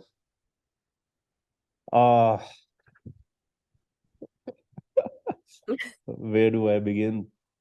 Oh my God. I can't really tell you how many different things. It's just that by now I've gone through so many experiences that I'm very detached from my physiology. All right. So I haven't had goosebumps or tears coming out, but trust me, in my experience while listening to all of this, all of that is happening to me. It's not happening physiologically, but it's happening experientially, simply because everything which you're saying, the way it is coming across to me, and for most of the people who will come across listening to this from my community will not be aware of this subject, as well as to understand a lot of things in life, you need to have a certain level of sensitivity, right? Or awareness. And that comes to each person at a different rate based on their own individual journeys. It's not something that can be indoctrinated. It's not something that can be taught via meditation. It's bullshit. It's every soul's journey on its own. All right. So I have a lot of things to say. And I'm going to have to be random, literally, because I have made notes like this after I don't know how long. But the first thing I'm going to say is literally a thank you with folded hands. That's the first thing I'm going to say. All right. And that is because you have actually allowed. So I work with people. All right. In a way, we all do. But I work with them in a very close setting. And along with that, before that even started, I have been working with myself in a very close setting. All right. Since a very long time. And the discoveries through my journey have thrashed the shit out of me and brought me to my knees. All right. And today, what you have done is that you have brought in a method of explaining the intangible via something which is tangible and everybody is familiar with, which is water. All right. Because today, I believe we are moving to a time. Do you have Telegram by any chance on your phone? I do. I do, yeah. I'm going to send you a link. All right. Okay. I would want you to just open that link and scroll to the absolute top. All right. Okay. Because it is actually, in a way, the theme of your as well as my life as well as the life of a lot of other people. So can you click on this link, the one which I've sent you Okay. on Instagram? Oh, on Instagram. Okay.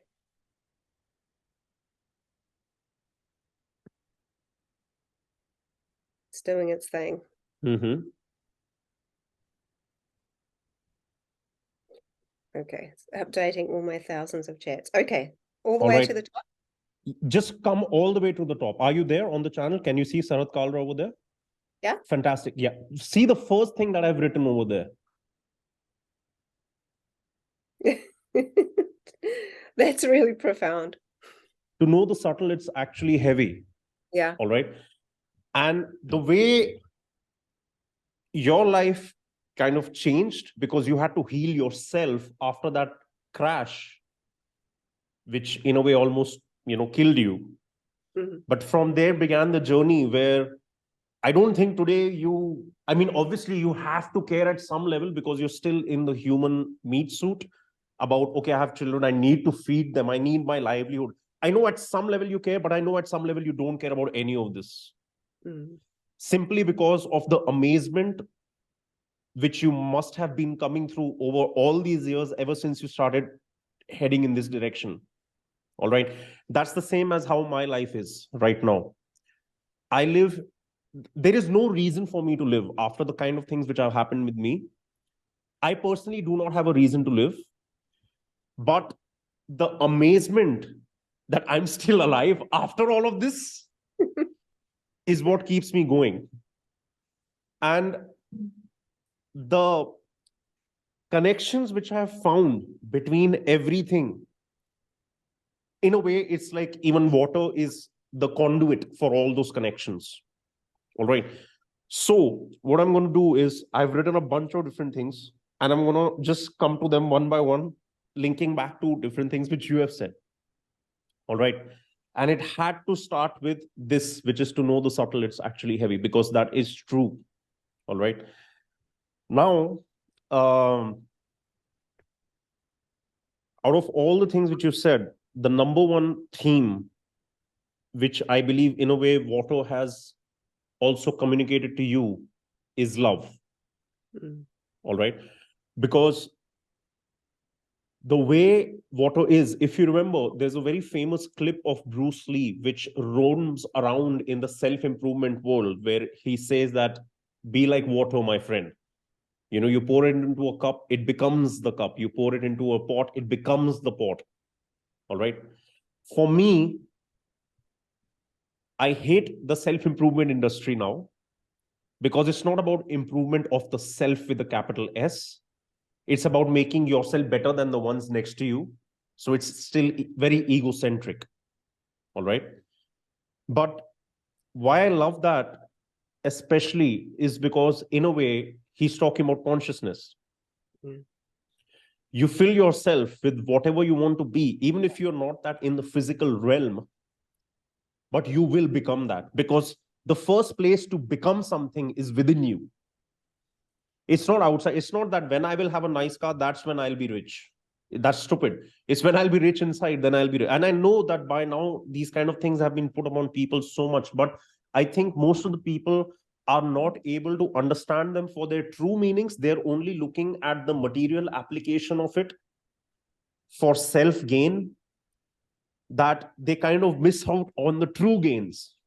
Mm. So right now, everything that I'm going to touch upon, and thanks to you, what you have just spoken about from the start, actually is beneficial to everyone who either belongs to the law of attraction community, who either belongs to the manifestation community, who either belongs to prayer, who either belongs to anything.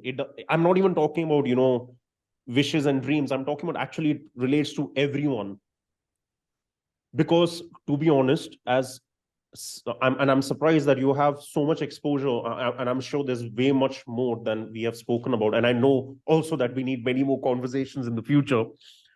All right, because right now I'm going to try to keep it to something which other people can understand. Because if I start going down that road with you, we will zone out into a very different, water bubble. You know, exactly. So I'm going to try to talk about, I'm going to try to touch on things in a way where everyone can understand, simply because even the way we began, it had happened because I have at least some understanding of what you're talking about, despite it not even being a year since my exposure to the potential of water. Because I might be wrong, but I think it is Masaru Emoto, that Japanese gentleman, maybe you've mentioned. Yeah. Because I know that in the future, semiconductors are going to be replaced by water. All right, because water has memory and science has discovered it all of a sudden. So what is science going to do? Make a profit out of it as soon as possible. All right, nothing wrong with that. Just don't mess with what is the first thing, in the first place. So don't mess with water, like how all of them are doing. So another thing I shared on Telegram when I started understanding all of this was that more than crypto, invest in water.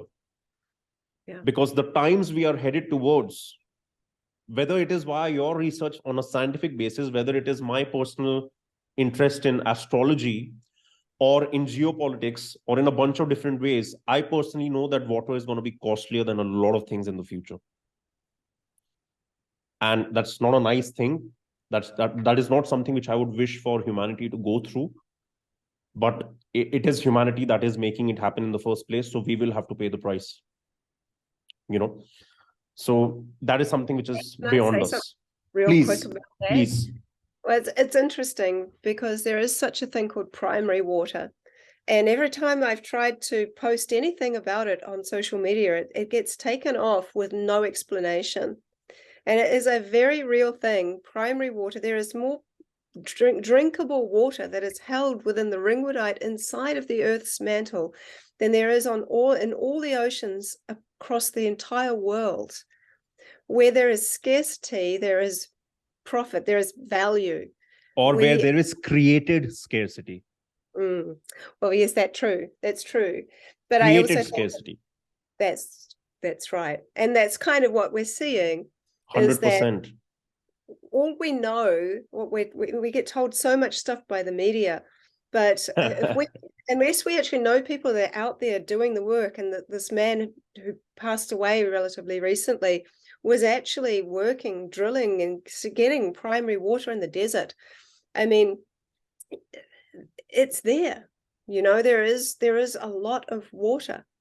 And I think that we are being told about that these water wars are going to happen because it is so scarce, and that's what we keep saying.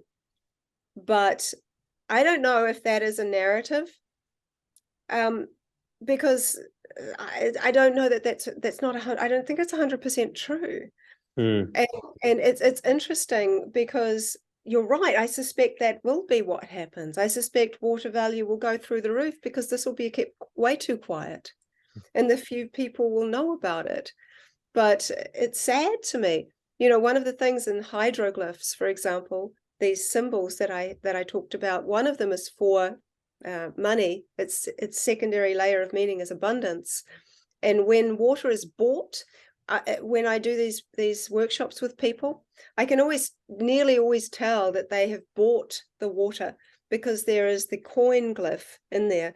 Water understands that it's being bought. Yeah, it carries memory of every journey that it's made, including the human hands it has passed through, including the materials it has passed through, including everything. Water has memory. Like when I came across all of that stuff about how, it's going to be used in the future, even though they, it's again, it's not public knowledge, but the thing is that the You can develop semiconductor technology, transistor-based technology, which is the invention of humans, as much as you want, just like medical science. All right.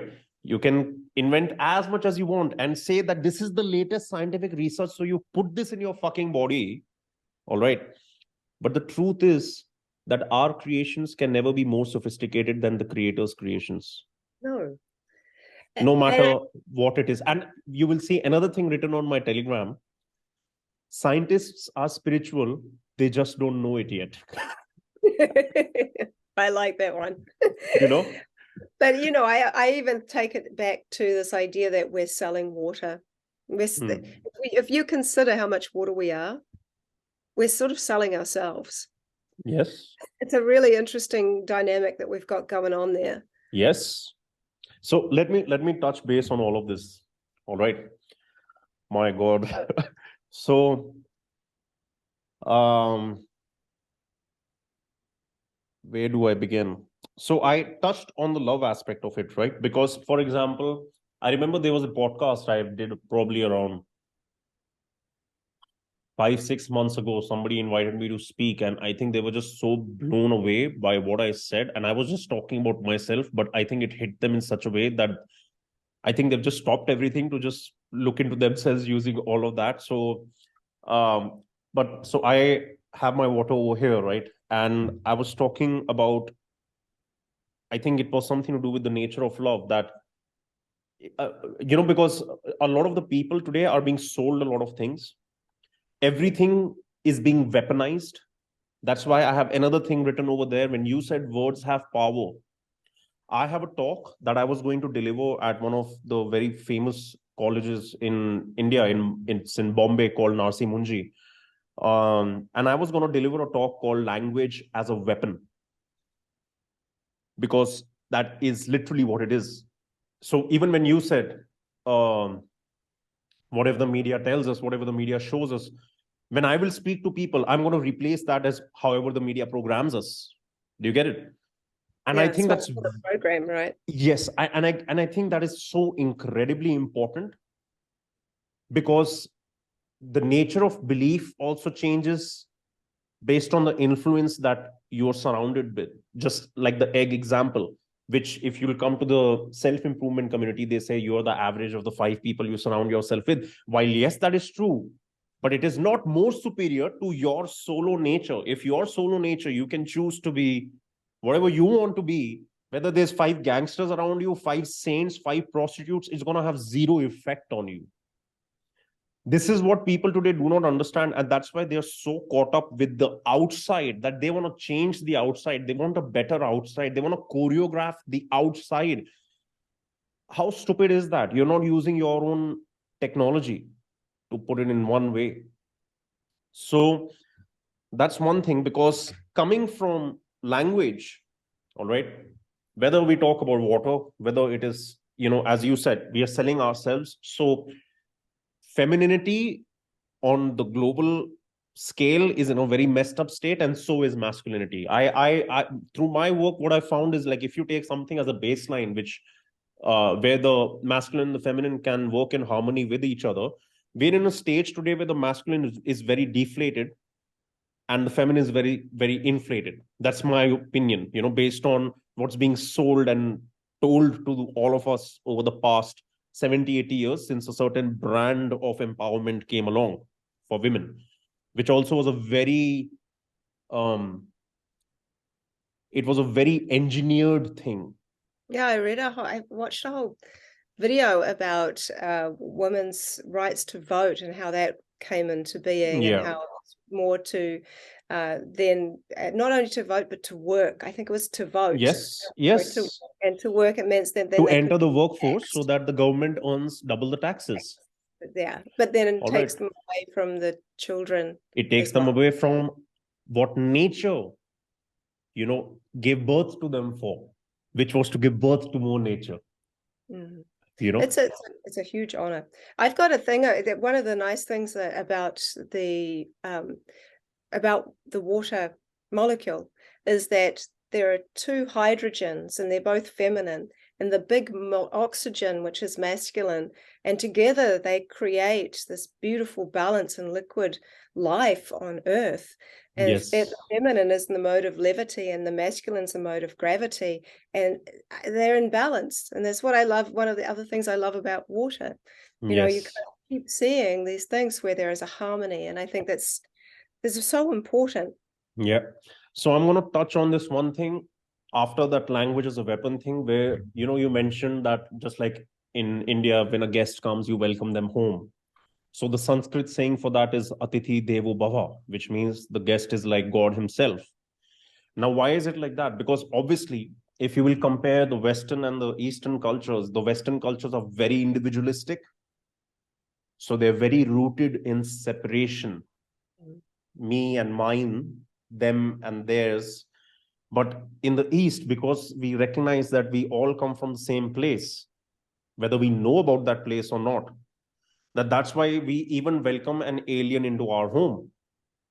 Because we know that if we absorb something or receive something like water, if we receive something with love, even if it has come with an intent to hurt us, we can change it without us actually wanting to manipulate that person. Just if we are in love and we receive something or someone with love, whether an enemy, whether a killer, whether you are able to change an outcome or no, it doesn't matter, but you will be able to create a dent on the intent which that force is bringing. So when you were telling all of these things about water, I realized that actually people go to different places to find God. I don't know why. It's everywhere, if you think about it. It's coming out of my mouth right now. It's animating these hand movements. Even Zoom was created by God in a way. All right. It's like those layers, as you mentioned in the water, the different layers.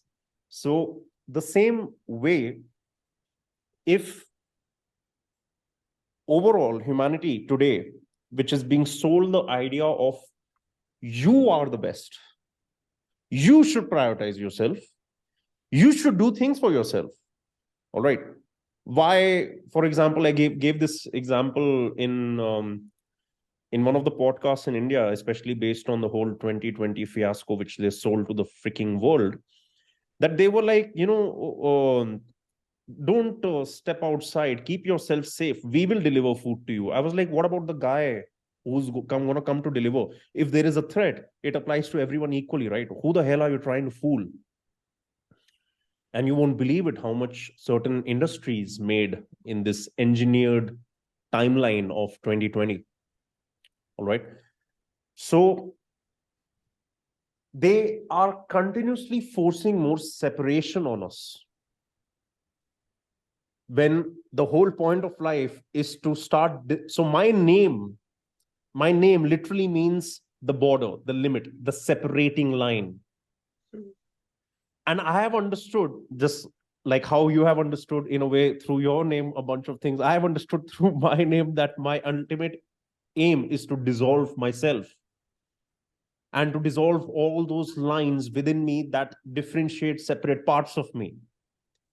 And then via my work, whoever is coming into contact with me, I hope that they can dissolve their boundaries too, because we are all boundless. We just don't recognize it yet. Simply because we look for proof in the physical. And this is where you are, in a way, God sent with the way that you're creating the work. And I am going to try to spread it as much as I can in Hindi to the Indian masses so that they can also explore all of this, where water is physical, right? For people, it's physical. All right. So it can be a very useful tool to help them understand the non physical, because technically, if you even condense the nature of matter, as the Vedas have taught us, they come into existence via the five elements, the Panch Bhuta, within which water, air, Akash, all of them are the different forces which create different elements of matter, and they're all transmuting all the time, like transmutating all the time, like they're transforming from one state to another.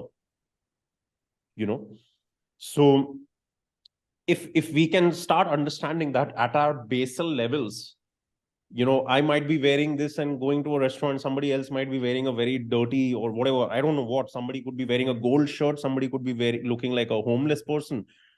But we got to go beyond the appearance, because the appearance is what is creating the separation, right? Because Yeah, even that's if you will take water, and as you said, that we are water, we really are water in so many ways. I would say, sorry for the language. Fuck. Why am I saying sorry? But like, fuck it to the, you know, textbooks which told us that we are 75% water. I think we are more.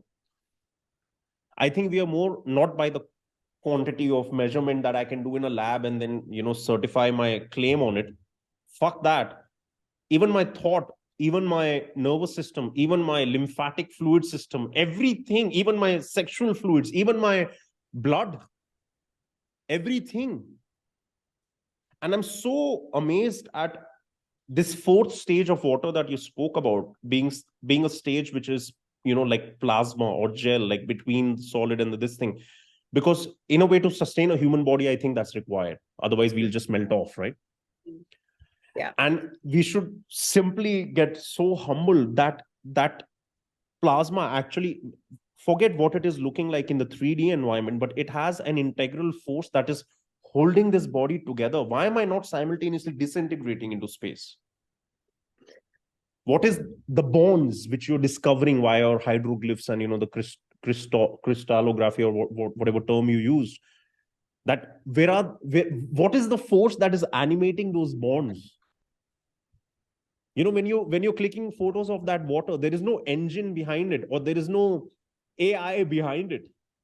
There is GI. Yeah, I like Godly that. intelligence, you Yeah, know. yeah. And we can't even figure it out. We create the next, you know, insane smartphone and release it, that look, this is even more powerful, this is even more this. And by now I have understood that, you know, tech which is being made available to regular human beings as the latest goddamn most powerful invention is over 100 years old. Hmm. They discovered it long back. They used it for militarization, they used it in government, they used it in a bunch of places. And now when they're done with it and it's useless to them because they've already kidnapped us to another level, now they're like, let's give these little people this, you know, these toys to play with. Hmm.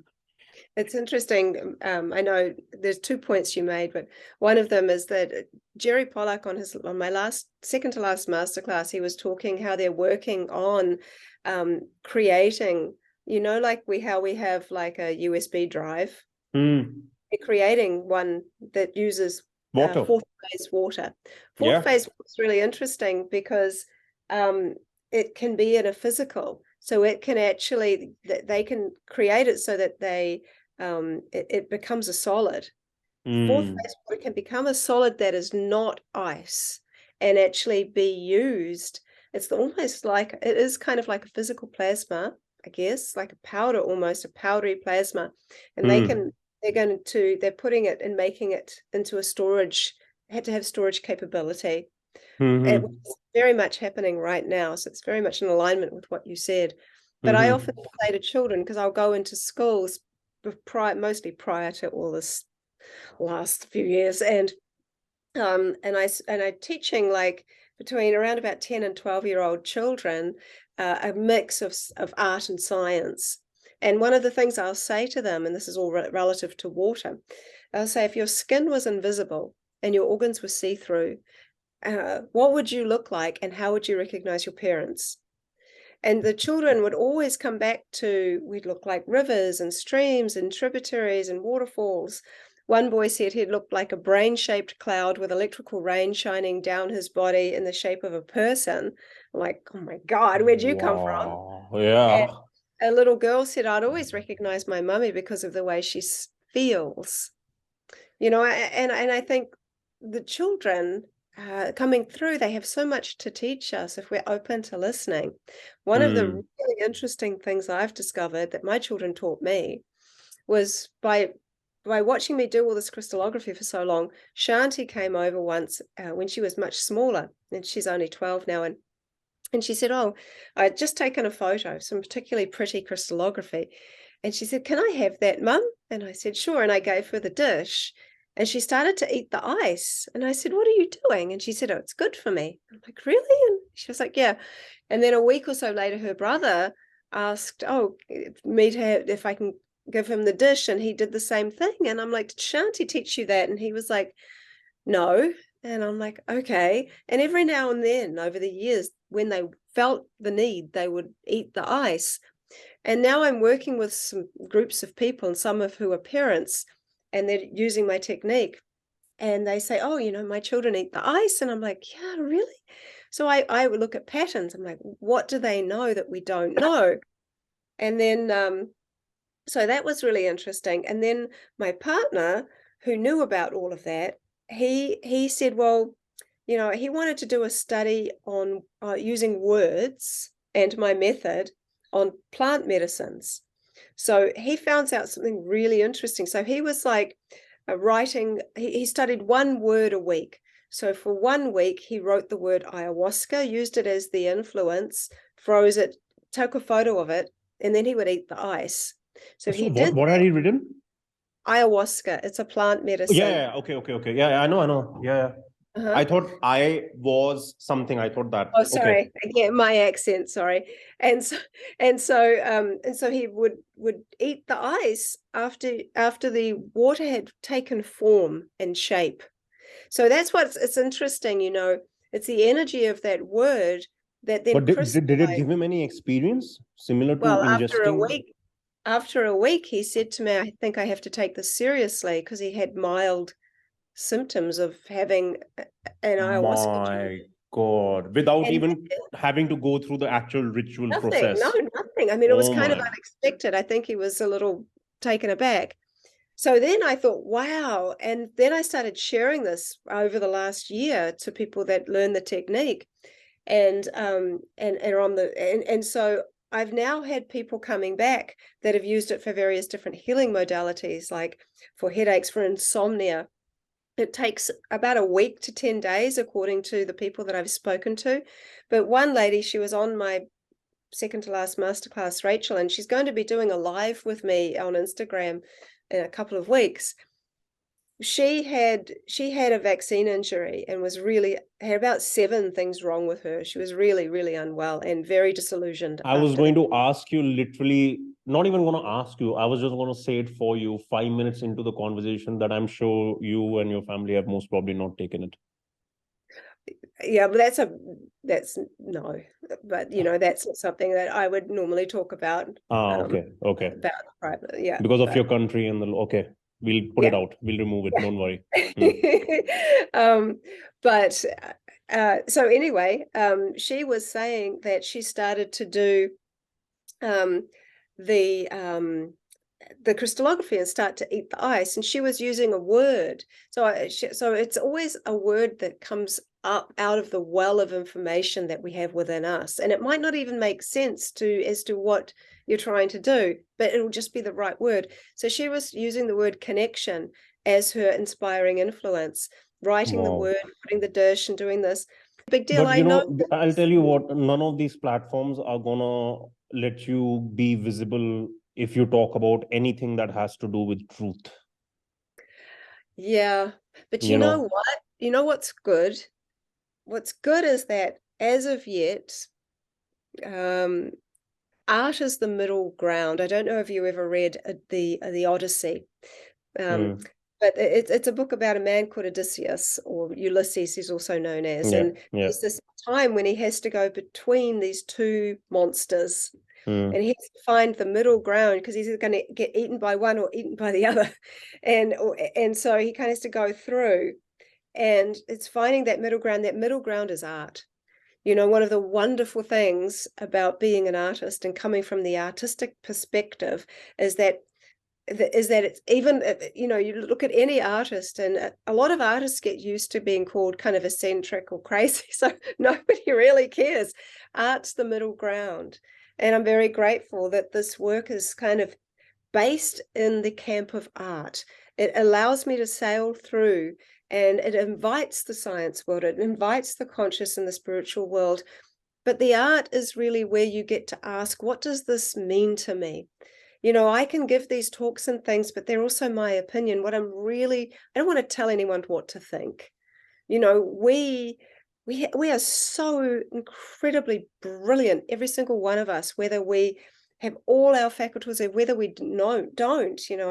I think we sometimes get confused and think that even nature is not as intelligent as us.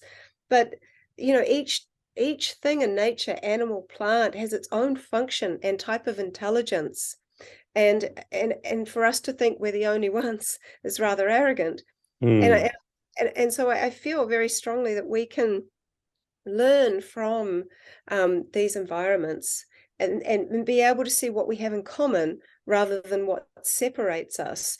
But Hmm. art is a very beautiful place to be for me, Hmm. because because that kind of brings up a a connectiveness. I'm very interested in sharing this message of water, which appears to me to be very non-judgmental, and it fills all life forms. Hmm. There is no life without water. Water and Hmm. life go hand in hand. Hmm. And so it is the connecting force, the life blood, the of life, of all of us. And so by studying it in many ways, not only are we studying what it is to be human, because we're told so much carbon, but actually we're Hmm. so much water. I Hmm. think that when we start really seeing this, and you look at all the different stages of water, and you start seeing how it overlays into the most spiritual of places, Hmm. then it's Hmm. really up to the person.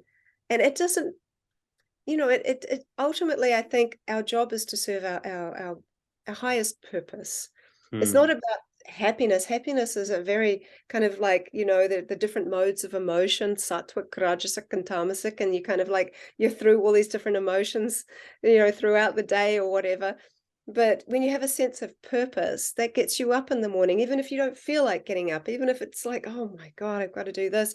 And so this purpose, and the purpose can be being a parent. The purpose can be talking about water, talking to people, and caring about people and inspiring them, whatever it is. Hmm. It has no one, it's so wonderful when you know what that purpose is. And then 100%.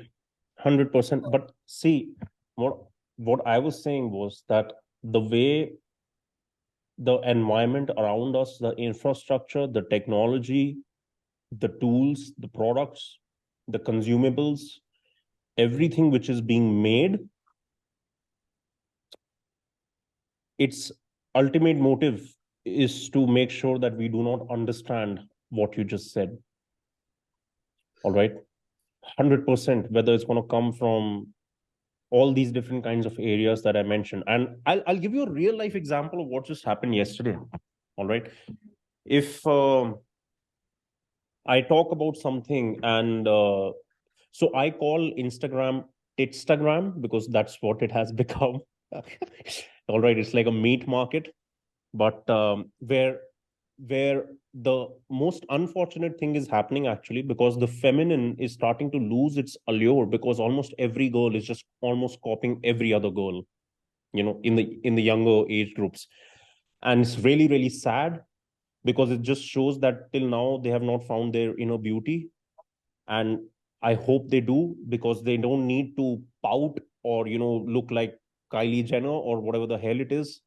That is disgusting, like to the point where now um, just opening that app for a while will emanate a physiological response from your body where you will start to feel the emotion of either disgust or nausea, you know, because of simply what they will try to force feed you, you know.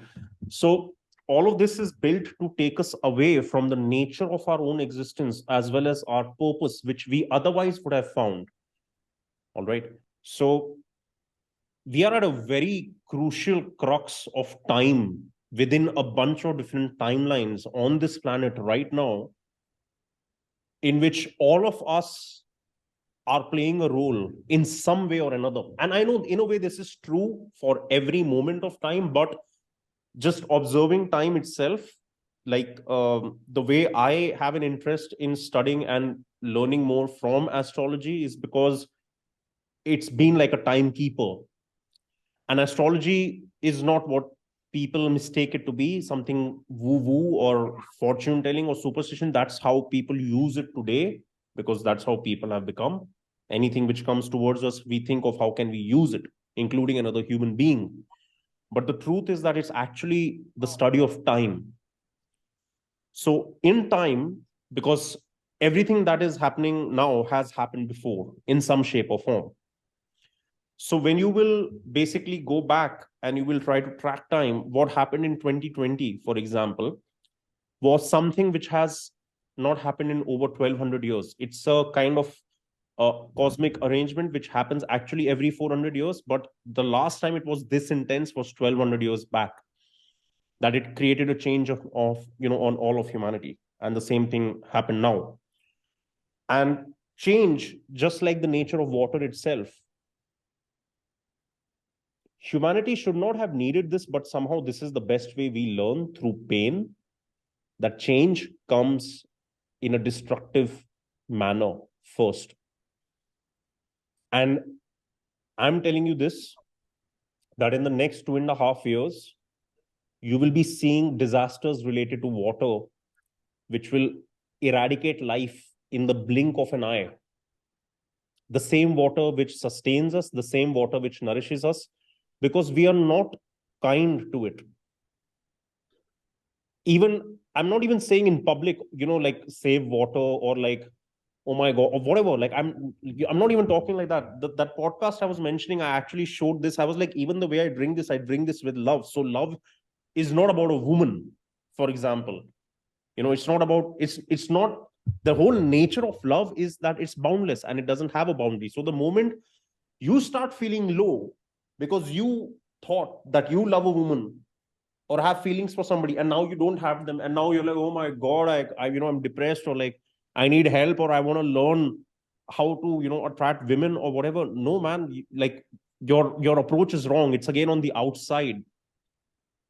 If you will understand your own true nature, you won't be having these questions. The kind of questions you'll be having, only you will be able to answer them, because then you will start on your own journey. You won't come to me, you won't go to somebody else, you won't go to somebody else, you won't cry to your mother, you won't do any of that. You will just live in amazement of what nature, even the man-made kind of like this wooden table I am on, even that, what it's going to show you. But are you that open like water? Are you that receptive? Are you willing to be that absorbent, or are you going to be very picky and choosy? Because when you're picky and choosy, you're living only for the instant benefit, right? You want to reject that, okay, this is not going to be good for me. How do you know how it all adds up? Until the water doesn't freeze, you don't get to see the picture, right? So it's insane. I'm telling you, I'm going to look at what else. So obviously, in the beginning, when you spoke about water, I forgot the exact example or some story you were giving, and I said intention. All right, intention. Why? Because literally we can change the state of anything via intention, because it's not the act which matters, it's the intent. Or in Urdu, there is a word called niyat. The wish with which I came to speak to you, the wish with which I would touch this and drink it. I was like, when I was explaining this on the podcast to that guy, I was like, this also loves me. Just because I can't fuck it doesn't mean that it doesn't love me. It doesn't need to be a woman or whatever is your idea right now of, okay, my life is complete. Your life is anyways complete. You're just not extracting the satisfaction out of it, because this is always there for me. For example, it's just, for most people, this is something dead. The liquid inside it, it's dead, but it's always there for me. It's never not been there for me. It's always there for me. If that is not love, what is? It's always there. It never said no. So now do I treat it like, shit and throw it around, or like whatever? Like the way I became with everything after, this journey, especially the time for me between 2019 to 2022 half, after what I've gone through in that particular capsule of time, just the realizations, the changes which those realizations have started bringing into me is that I I have less time than I have learning or experience of life. Even I'm awake 24 hours in the day like other people, but what I go through 24 hours in the day is multiple different stages and states. And I don't mean that, okay, now I'm in my gym mode and now I'm in my work mode. I mean at a very profound, deep level, and I have no option but to be humbled and be on my knees and like, whatever this is, whether it's life, whether it's God, whether it's me, I'm just amazed at it. And the way you have explained water today, it's just the same thing, because in a way, you are I would never call you a researcher or a scientist. I would call you a saint in a way, or a messenger in a way. All right. And actually, I don't even want to use those words, because all of these words, as I said, language has been weaponized. All of these words come with a bunch of connotations and different kind of meanings and perceptions attached to them. So I think only for the sake of convenience we should use language, but we should never use language to define something. So for me, you will never be a scientist or a researcher, because I think the science or the research is only how whatever you're meant to do over here is being converted into an output for others to receive, because most people today are just stuck in the intellect, right? Like all of us.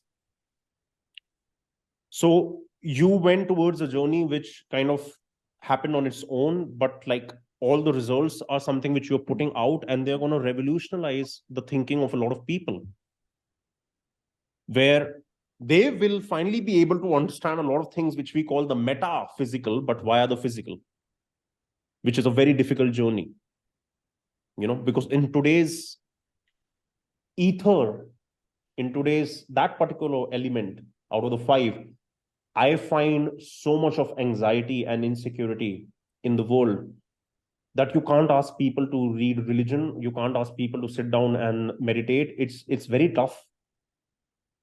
And it's not the only way, but it's being sold as the only way. I talk about this to, people in India, that all of a sudden yoga is becoming a rage. Why? Because what white girls in the West started wearing tight yoga pants and doing it. Yoga was here. And it's not even yoga, it's actually yoga. It's union, you know, and it was here. So how is it suddenly that now you have yoga classes in gyms and then specific yoga studios and stuff like that? Why do we need that? Why do we need the apps? Why do we need the certifications? What the hell is being sold? Is being weaponized. Meditation, everything is just insane. But if we come down to something as simple as water, and we understand that even though the water we drink on a daily basis, it's so heavily corrupted, but still it's sustaining us. Yes, our health is not as good as it would be of people living 200, 400, 500 years ago. 100% our internal integrity is not that good. But that's also been done. It wouldn't have happened. That's been done to sell us medicine. That's been done to make us dependent on a lot of things.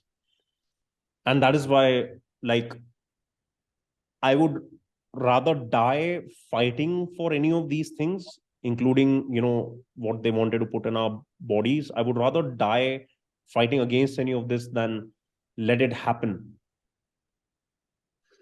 Somehow I can't, like my internal self does not allow me to. If I would ever think that it's right to kill something in front of me, it would be the same as the kind of conflict with Arjuna had and ask Krishna about. Because if they come to my door saying that, everyone has taken it, you need to take it, I would fucking do whatever is needed. Because no human can have the right to dictate what another human consumes, whether it's water or whether it's medicine. That's just wrong, not even at a constitutional or a fundamental, it's wrong at a natural level. I'm not causing you any harm or interfering with your life. Please don't do the same with me. And I feel very, very strongly about it. I tried to speak against it. They fucking suppressed my voice in a lot of ways. And what you said about the egg, one good egg has so much power that the people running the world, they know it. yesterday we have put out an announcement. So I created something called the Brotherhood, because so I'll give you a little gist of what I do. So when I went through, my life and everything, and um, I was in, I was doing very well in a lot of ways, but I left everything because there was a massive lack of internal congruence, and I could not figure out, and I didn't know how I would make what I wanted to do, how I would make a living out of it, because I have no business in my family, in my friend circle. I grew up in an army family, and my entire family background is Army, Navy, Air Force on both my mom and my father's side, even for generations. And and the funny thing is, my father and everyone on his side are doctors in the Army, Navy, Air Force. So on one hand, it's very good because they never had a commercial interest with medicine, because they are working like on a job salary. They had no commercial this thing. But on the other hand, they still read the same books. So the first time my father and I have locked horns against each other was on the topics of the past 2.5 years. And coming to the whole aspect of like how everything is being so heavily orchestrated, that to have independent thought today, it's very difficult. It's very, very difficult to have independent thought, simply because of the amount of bombardment that is happening to us. And by now, I don't even care about the bombardment via technology and information. I care about the bombardment via things as simple as water, because I know it's influencing us, whether it's thought, whether it's behavior, whether it's health. I know it is doing that.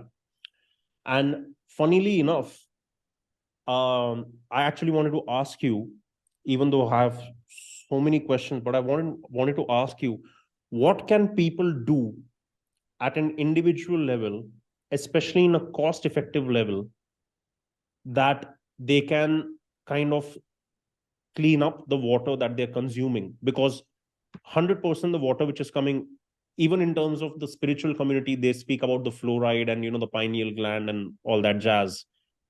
But regardless of whether you want to open your third eye or at least make sure that these two keep working fine in your life, what can we do just by ourselves? Which is, I'm sure you must know a way where we can, at least make the water drinkable. One is, of course, the intention and the way I receive it and the love I give it. Because if I give it love, it's going to give me back manifold.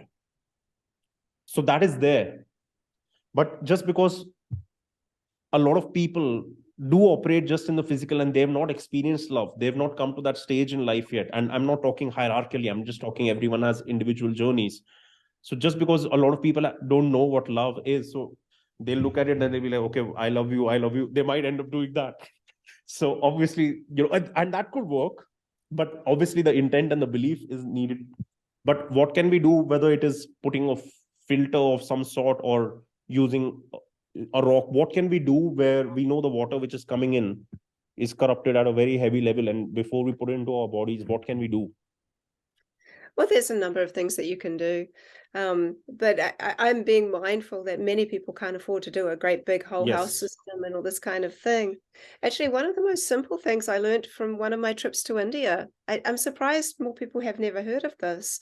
I was in the village in Uttar Pradesh, and there was, I was walking around some of the little villages, and there was 3 ladies, and there was a water pump. One of the lady was pumping the water, the big ones outside. Mm-hmm. And the other 2 ladies were holding a silk sari underneath the water pump, and the water was being filtered through the silk sari into a bucket.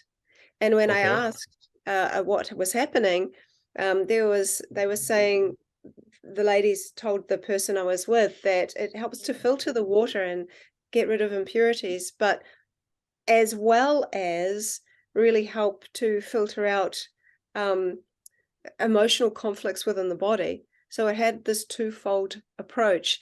Rudolf Steiner talks about filtering water through silk. If you think of the silk worm, it's creating a cocoon for transformation, so it's very Oh powerful. my God, wow. And so I think this is something that's really important. And even Dr. Gerald Pollack, when I talked about this with him, he said that when water is beside silk, let alone touching it, this starts to build exclusion zone, which is that fourth phase water. This is very, very good for you to drink. And so that would be a really, really nice suggestion. I know that silk saris can be expensive, but I also know that they're there. And my understanding when I was in the village is that often it's wedding saris, that are silk. And so they would use them practically. And I thought that was a really interesting idea.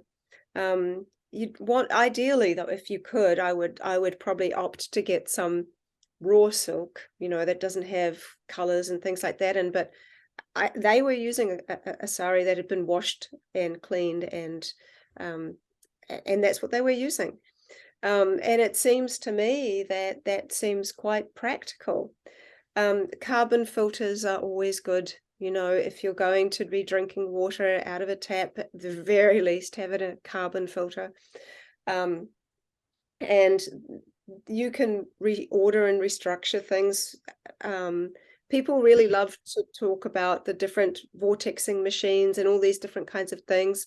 And I've done different crystallography for companies that have sent me their technologies. But quite honestly, they can. So I mean, I've seen lots of them work and some that don't. But I've seen just as much change structurally, and that's what they tend to do. They change the structures, but structures can be changed with your conscious expression. So for all of the different restructuring devices that are out there, and there are a lot, and it can be overwhelming. Sometimes just stirring, and there's some emphasis to say it doesn't work as well, but just stirring your water one way and stirring it another, and actually using a spoon that's made of a type of crystal, like a quartz crystal or an amethyst crystal, is quite nice. Just in the stirring and the one way and then the other way, for as long as you can do it. That can be helpful. But I don't know what's so much available in India, but I'll tell you what the condition is over here. All right. The condition is horrendous. People have no idea. All right. Everybody's storing water in those goddamn plastic bottles. That's number one. Yeah. Number two is actually the way water is being treated is very horrendous. First of all, there are water mafias in India in a lot of places. So, for example, the area I'm talking out of right now, it is coming under the municipal corporation, but it does not have the municipal corporation supply. So there are water tankers which come to all these housing complexes, which cost a shit ton, and they give you hard water. And this I discovered very recently because I just, was washing my car for the first time, because I just got a vehicle by myself in India for the first time. And I wanted to show it to my mom and dad. And before I showed it to them, I wanted to show it in the condition in which I had brought it. But I brought it from Bombay, and then it obviously got dirty on the way, despite me having spent a bomb on getting it, shine to another level. But no worries, just because I had so much love overall, the first thing I did next day in the morning was wash it myself. But I did not dry it. And then it left the stains on the glass and my paint and everything.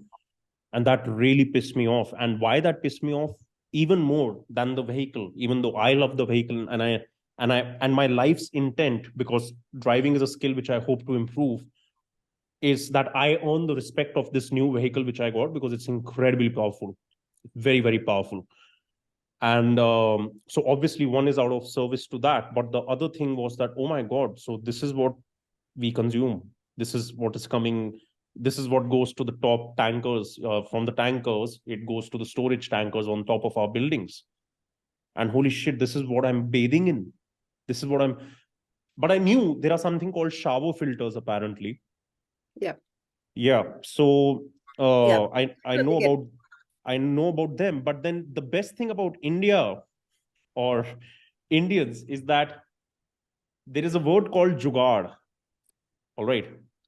So jugaad, my Hindi is not very pure, but as far as I understand it, jugaad means an arrangement.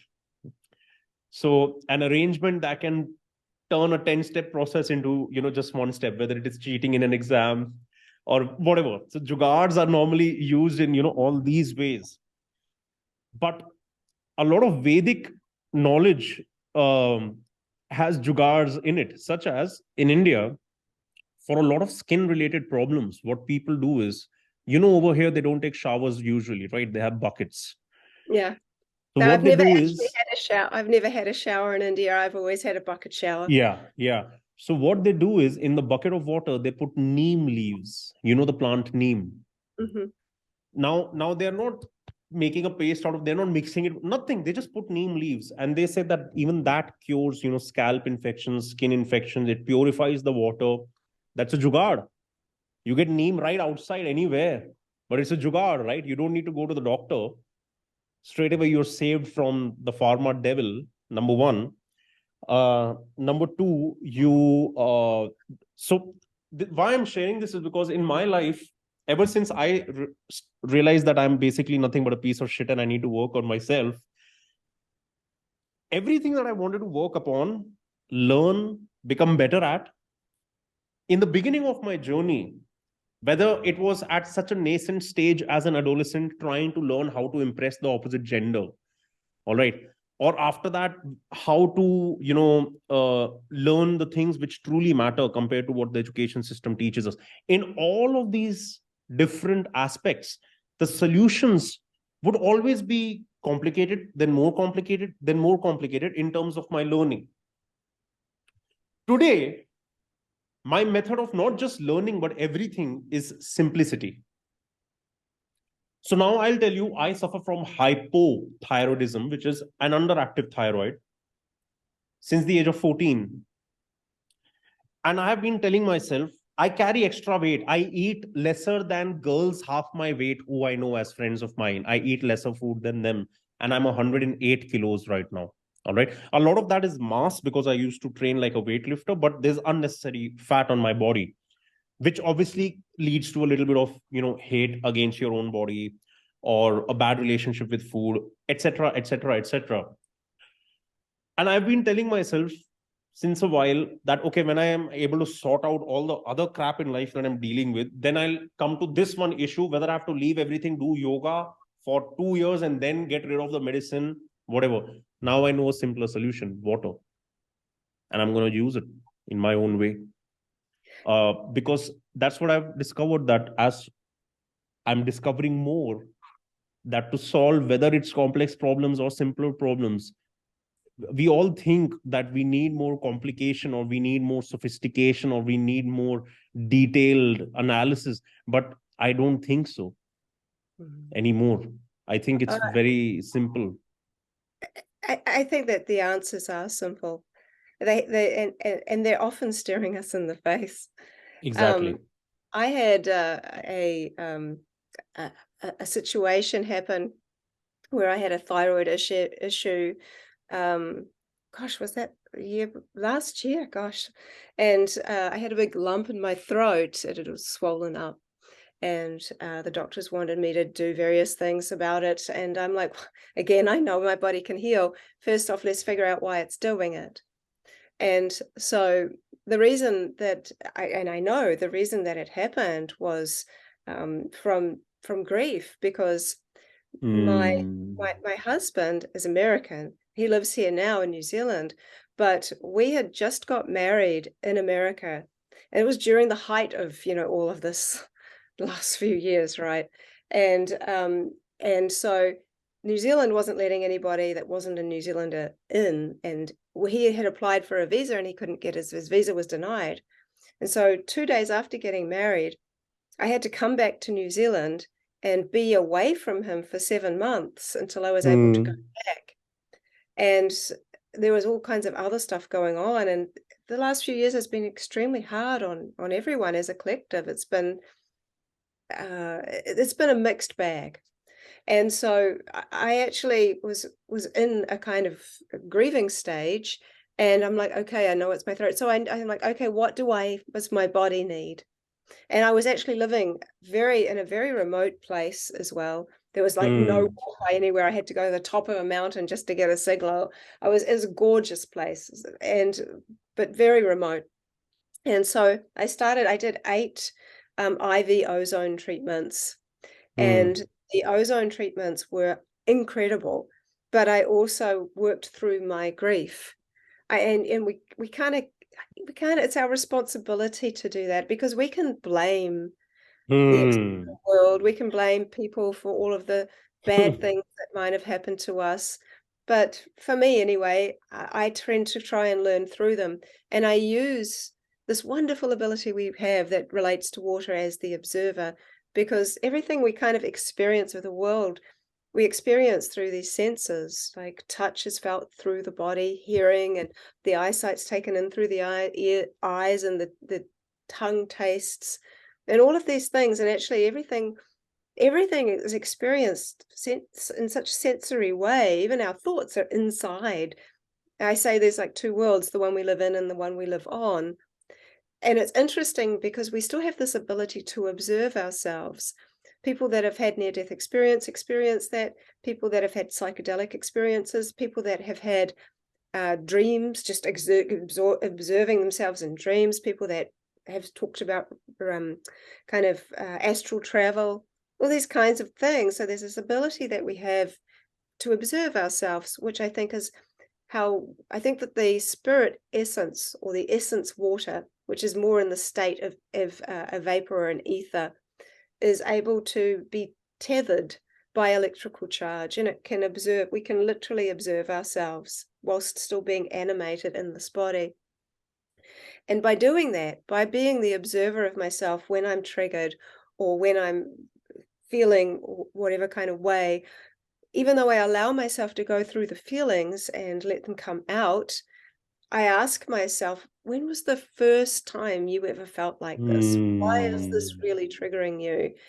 And then there's a great temptation, I think, to get caught up in a lot of the drama going on around us.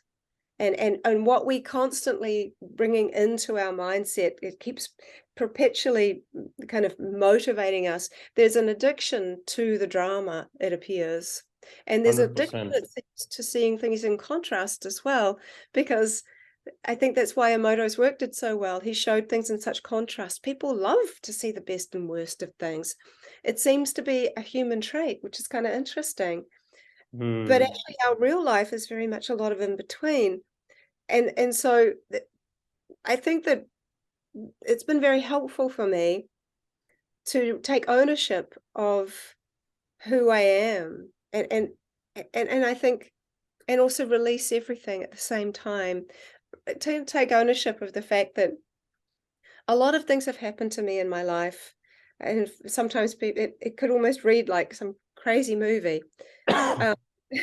You know, and in that car accident, I'll tell you honestly, the man who was driving, he looked at me before we hit the truck. He looked at me and he said, "If I can't have you, no one can." And he turned the car under the truck on purpose. And so, you know, I've experienced a number of things. And it would be easy to say, why me? You know, what had happened, and this had happened, and this has happened, and like really crazy stuff has happened. And I look back at my life, and firstly, I'm so grateful, because it gives me so much compassion for people in life and nature and all the different myriad of places that people are at. And then on top of that, I look at myself and I was a single mum for a long time.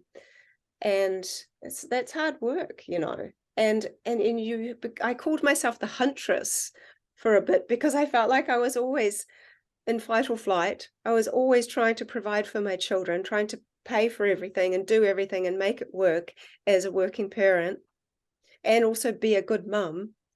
And then a few years, I was probably in that for God, like maybe however long, 15 years or however long it was, it felt like a long time. And then there came a point where, and I've also had long periods of time on my own. And there came a point where I'm like, I kind of know that chapter is closed. And it was when a business I had was no longer in alignment with my spiritual truths. And there was a business partner that was not in alignment with me. And I could not do that work anymore. And I had created that business. So I had to let it go. And I didn't know how I was going to feed the kids for 2 weeks because he took all the money was gone. And gratefully I have, my father and people who would be able to help. My mum passed away in 99 and she was an angel. And I loved her very much and still do. And so it was like, I don't care. I know we're going to be okay. I can't do this anymore. I have to let go of everything and trust. Within 2 weeks, my world had improved so much. So many amazing, amazing things happened in the saying no and not anymore. And so by doing that, I stepped into a new phase of my life. I realized, I literally saw in my mind's eye that chapter, that long years of chapter of single parenthood and the struggle of that close. Wow. And when it closed, I stepped into what I call the goddess. And I know, you talk about words and this defining thing, but by doing that, what that represents, I guess, is someone who likes the mirror inside of herself with all of the flaws and all of the stuff and all of the pain and all of the love and all of the sorrow and all of the heartache of what it is to be just human and living in this world. And then attracting what I need in just by actually learning to love and like this person that I am, the spirit that animates this body. Never in judgment. And so by doing that, which is hard to do sometimes because it's easy to fall into patterns, and it's easy to go into judgment, and it's easy to just get really angry at the world and think that everybody's out to get us. But sometimes, it's like, it's just coming into what we want to be in the world. Intention is like a blanket that we can wear around ourselves, and it's so protective and beautiful. And I think, intention's stronger than so much more than we think it is. Then thoughts, they're like clouds, but we're really the sky. And we can see those clouds just going by, and sometimes they need to get bigger and bigger, and eventually they're going to rain down, but they're never going to last. They're going to just keep moving past. And that sky is the observer of ourselves, of our thoughts, knowing we are not our thoughts. We're so much more than that. And we are nothing and we are everything. And so in all of these things, I kind of have become more and more and more like grateful. And when everything seems so terrible in the world and everybody keeps saying that everyone's out to do this and this and this, every night, my children and I and my husband, we sit down at the dinner table and we say what we're grateful for. And every night, my children tell me how grateful they are for me, for the food. I am told that I'm loved, and I see it reflected. And I don't know that I could ask for much more than that. I feel very, very grateful, and I own also all the things that have happened in my life have happened, and they make me now. And that now is really all we have. Everything else is either in our imagination or it's in the history or it's in our past. So, and in this moment, I'm extremely grateful for you. I'm extremely grateful for your journey and the good things that you're doing. I'm extremely grateful from this body of water to this body of water that I'm speaking to. That is you. You know how wonderful it is that we get to speak to each other across the world, and share this love that is real. That is us. That we all make up. You know, My God. I'm very grateful for that. And it's getting really late here, and probably going to have to go soon, but No, we'll that's have completely fine. I was gonna say that um obviously there's a ton more that I think we could go on speaking for hours, but on such a beautiful note as you just expressed, couldn't have been a more better time to conclude for today. But honestly speaking, like I'm like feeling everything as you're saying, so I'm not able to process language right now, simply because I'm just too much in my heart in a lot of ways, because as time literally goes on, like what you just expressed, with every person on their own journey, at some point of time or the other, they're going to express this. So it's literally like us talking for the other rather than us talking for ourselves. And I think that is what nature does. I think that is what water does, that it thinks about the other and gives for them. And I have no words, to be honest. Like I have no words, and I thank you so much for the time that you've taken out. I thank you so much for your existence and alchemizing it into something which I'm 100% sure is gonna change a lot of things. I don't know how it will happen, um, and I don't care about that because I know that it will. And it just has to, based on like the way everything is going, and you are going to be very instrumental in that. And from my side, whenever I can be of service in any way, please let me know. I am going to have to 100% steal you away from your family and your research again for some more time of yours, and dive even deeper into crazier things. But for now, let's just conclude to never be in judgment, whether of ourselves, whether of our thoughts, because unfortunately that's what people are doing today, even judging every individual thought which comes into their head.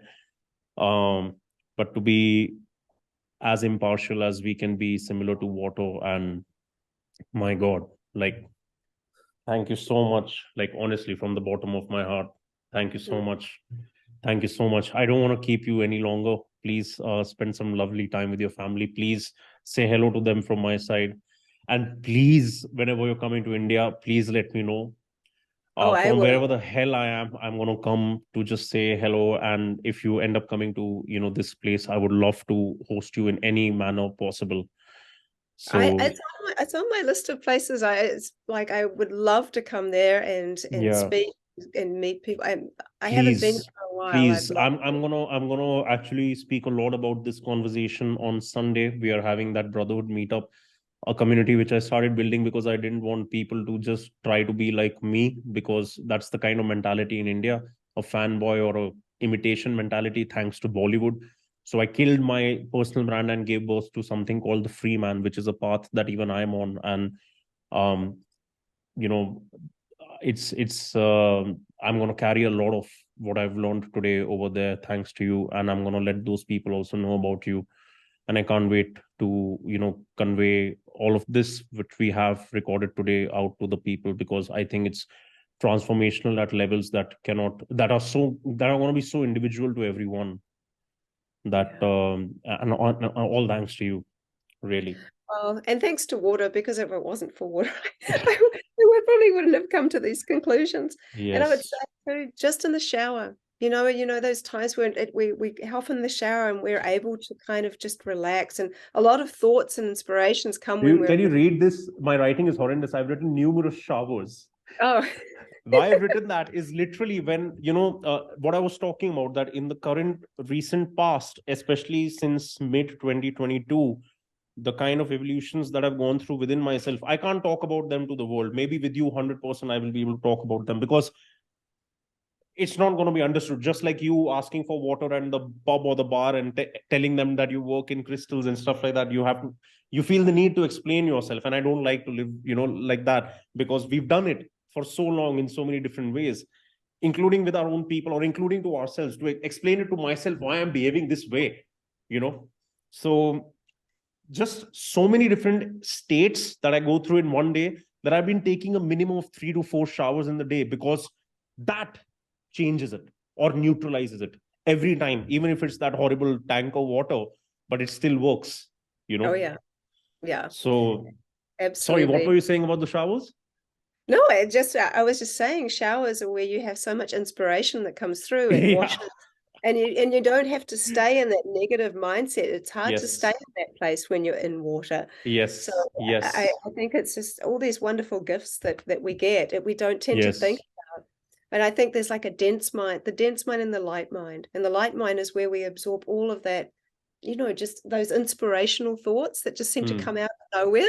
And often they happen when we're in the shower, or the in-between stages as we're just going to sleep or just waking up. And Yeah. we're not thinking too much, but that's where we're open to Yeah. these divine kind of inspired thoughts. So Yeah.